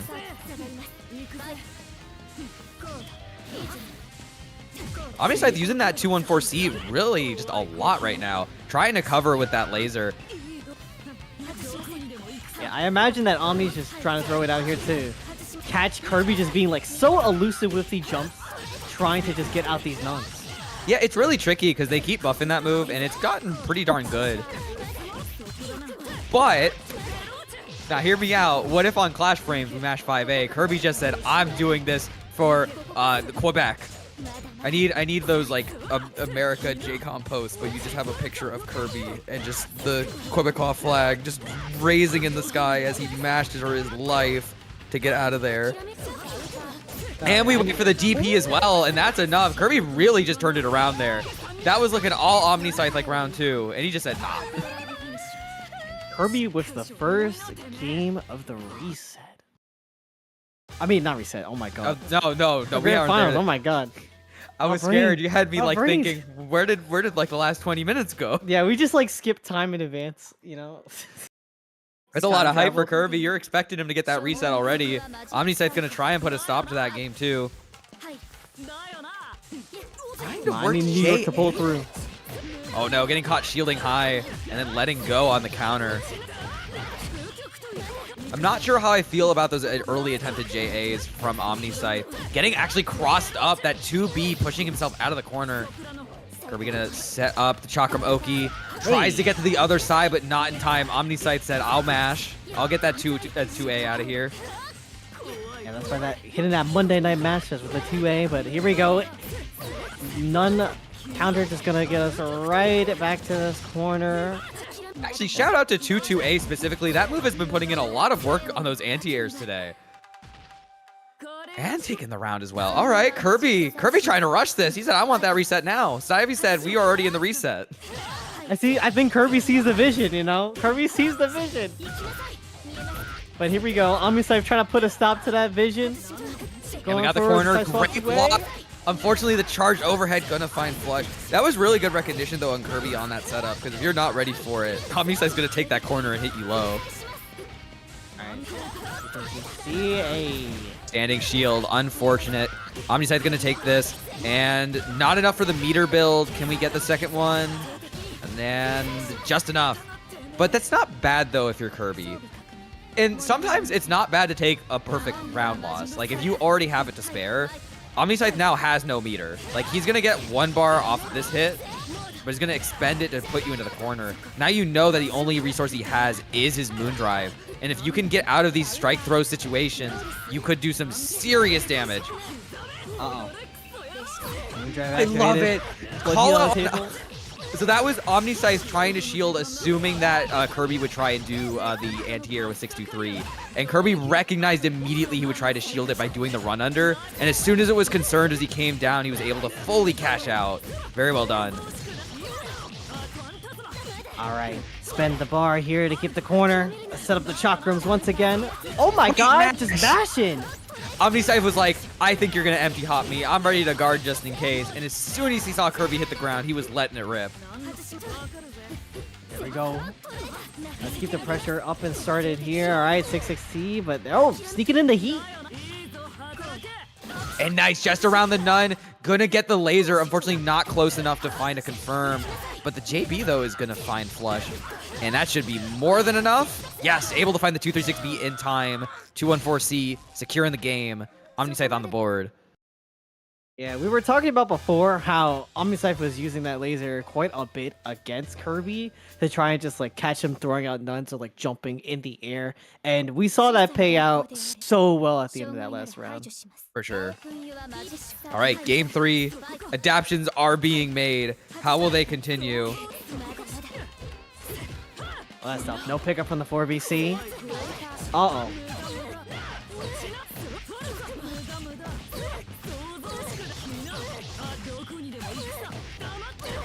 Alright, side swap here with the bar spent. Just throwing down the chakrams. OmniSScythe, man, just choosing the mash out every single time. Yeah, it was a good 5A to catch the potential air dash. Unfortunately, it was kind of caught in the mindset of I'm just mashing and didn't get a rapid beat for it. So didn't really get much off of it. Trying to press the advantage. Not ready for the overhead attempt. Kirby's going to take a lot for this, and you lost your Moon Drive. That's really bad. All right, damn, same side overhead with Chase B. Okay. All right, carrying to the corner. 660 Ender. All right, what are we doing here? JB, JC? JC on the move-in. That could have been rough if Kirby had shielded that. But all right, gonna keep the corner. Gameplay, maybe? We're getting out of there. Yeah, OmniSScythe is ready for these nuns with these shields. That height on that jump, just high enough for Kirby not to find the punish on the Abare. But that's okay, though. The 4BC going to come in clutch. And we're not even going to need the meter. Going to have just under 0 bars and basically no moon going into round 2. But Kirby taking that first round. Oh, there's that rapid beat following that backdash. And rapid beat, we trust out here. You know, if PCL 236C is like a Ford F-150, her rapid beat is like, I don't know, maybe like a Honda Civic. It goes a little bit. It doesn't like hit like a truck, but it still hurts, especially when it's following. Gets a decent amount, go running around. 660 to send.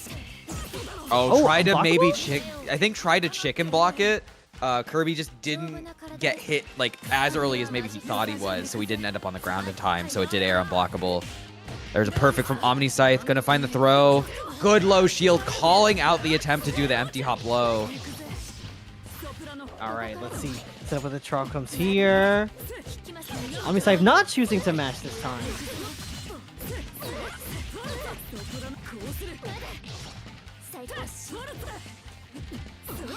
Alright, tricky block string. Kirby trying to keep it up. We're gonna use meter. No, tries to use 2-2B.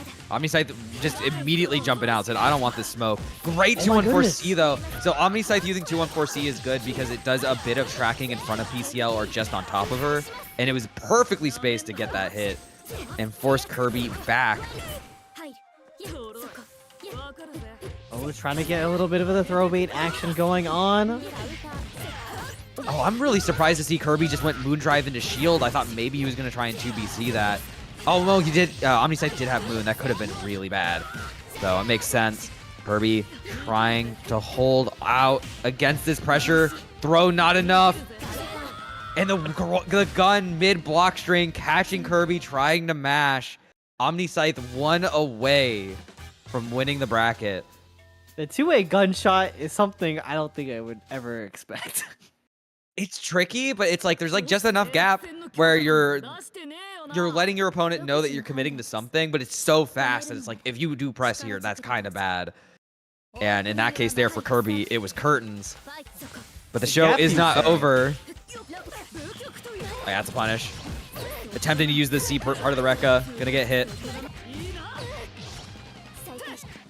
Oh my god, yep. Right. Another one. Ooh. Whip throw. OmniSScythe pressing all the buttons on the controller.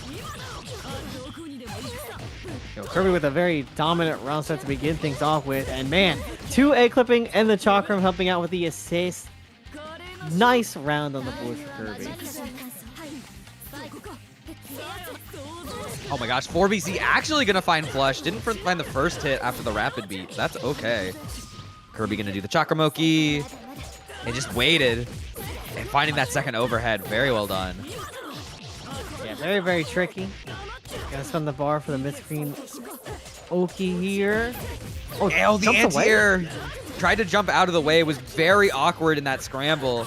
But the jump instant air throw is going to keep OmniSScythe alive in this round. Going to immediately heat Kirby with a response. Not enough space for the Nun to come in. And the overhead as well, catching Kirby on the wake up. And the 5B paying off, but not quite able to get out any super from that heat. It's okay. Oh my god! Immediate find the 2A. Kirby not ready to block the low. And this should do enough meter build. No, drop out. Kirby says, I can win this round. And he's going to find the clash frame on the 3BC. Reset attempt, but not going to work. Try to do that 6-2-3A. Unfortunately, not going to find the hit. Just getting the block.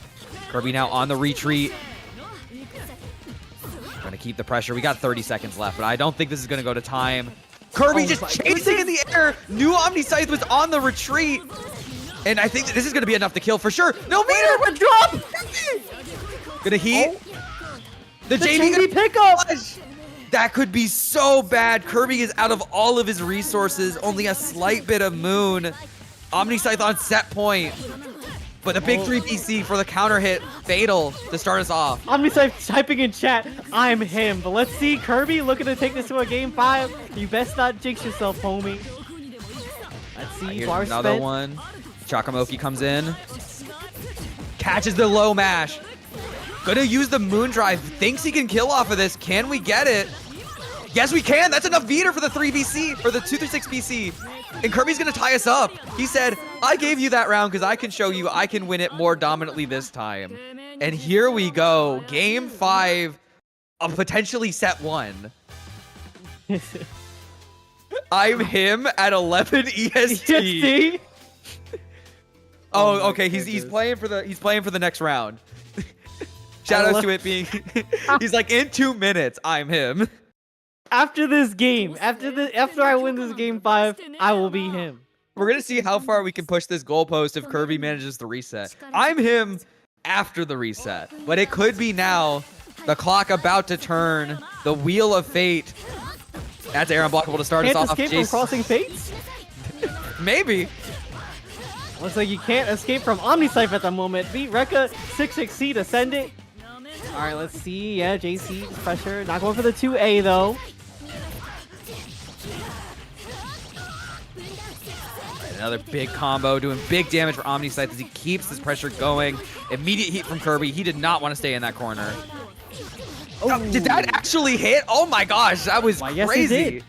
But it wasn't like a huge pickup. That JB though is going to be absolutely huge for OmniSScythe. And we're gonna Getting get the side turnaround. swap. Yep, and we're gonna do the DP. It doesn't steal the corner. He didn't quite get the setup for it. I'm not sure if he even wanted that, but the 5C gonna catch Kirby trying to jump out, and this should be more than enough to get the kill. Don't even need the meter. OmniSScythe once again on set point. It is 11 p.m. Is my he God. him? He has a minute. OmniSScythe, we got a minute, bro. Let's There's see the JB JB. starter. J3B coming down for the combo. Gonna let it drop. Tries to use the lightning. Gonna beat out the No attempt. way this works out. Yep, because he was using the moon or the special on top of where Mario was able to moon drive because of it. You often see that a lot more with 236A instead. But OmniSScythe making it work. Marvel? Charge 2C gonna work out. Stagger Just 2 waiting for A's. the Oh my heat. goodness.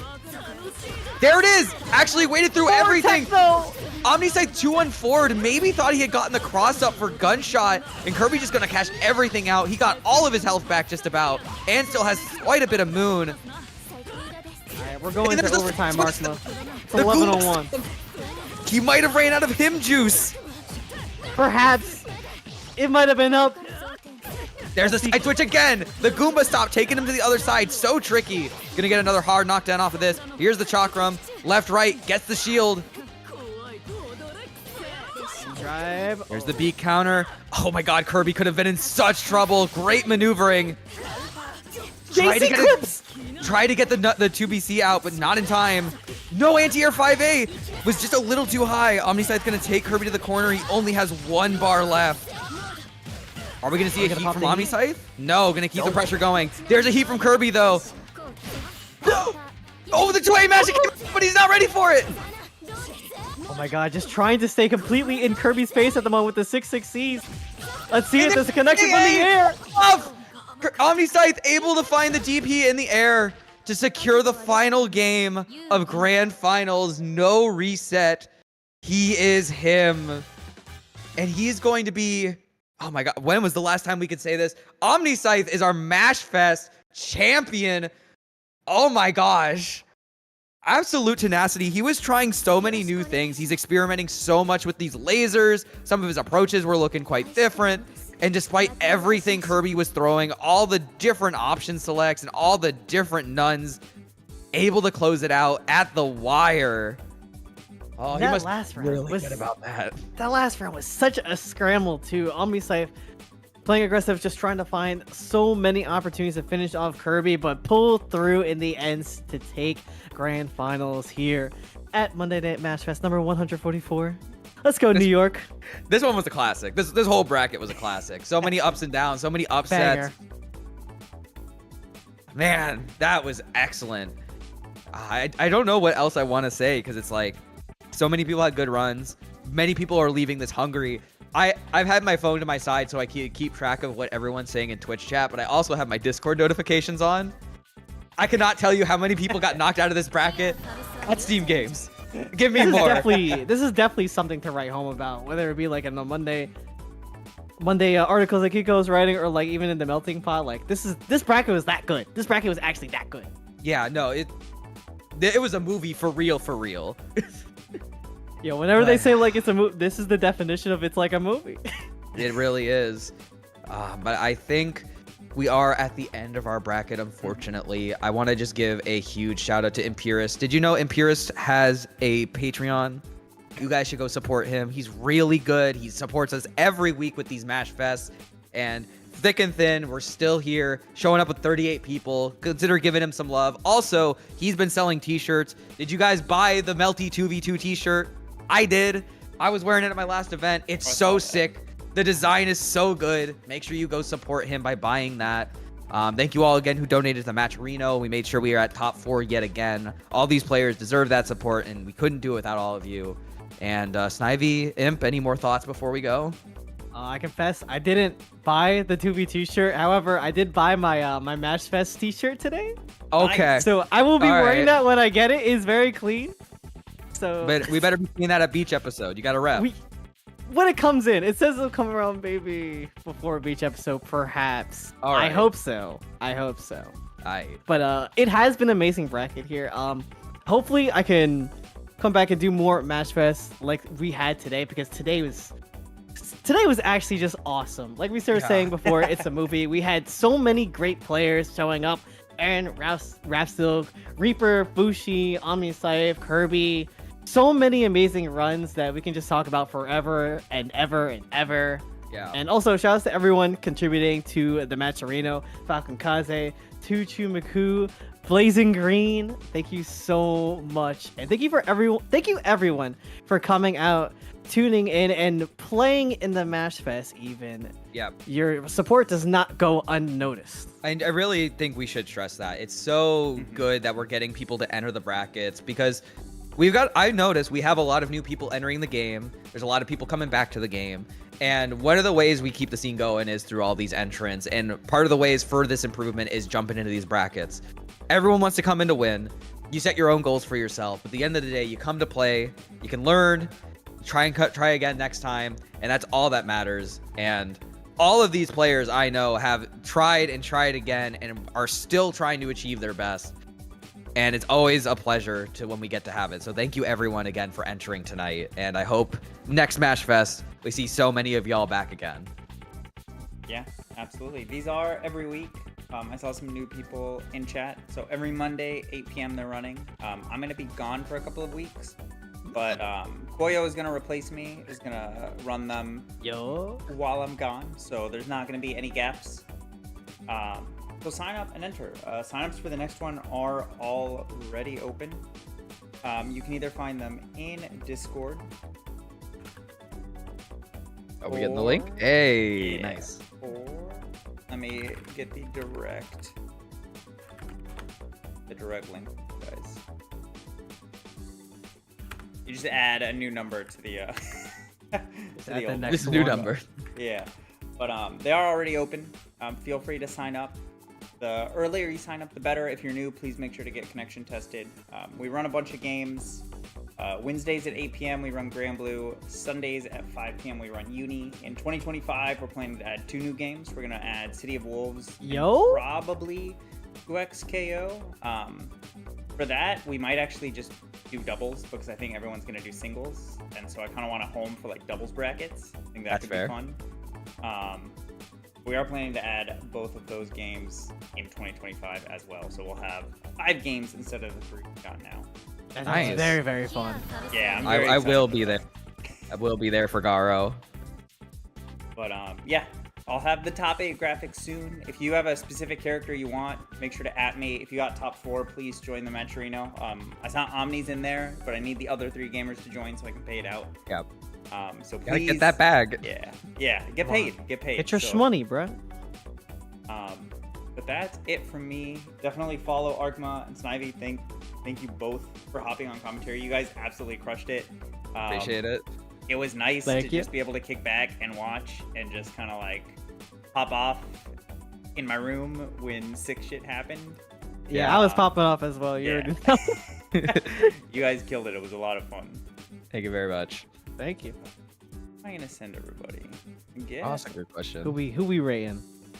Is anybody? You know, I know exactly where we're gonna send everybody. Oh? I'm gonna send everybody over to Lid. Oh, the Lid, the goat. Yeah, Lid does a lot here. He commentates a bunch of stuff, helps behind the scenes a bunch. Is also a pretty good fighting game player. He's streaming Uni right now, I believe. So I'm gonna send everybody there, and I'll catch some of you guys later this week for the various brackets, but most of you probably Monday. All right. So, yeah. Woo! Have a great night, everybody. And take care.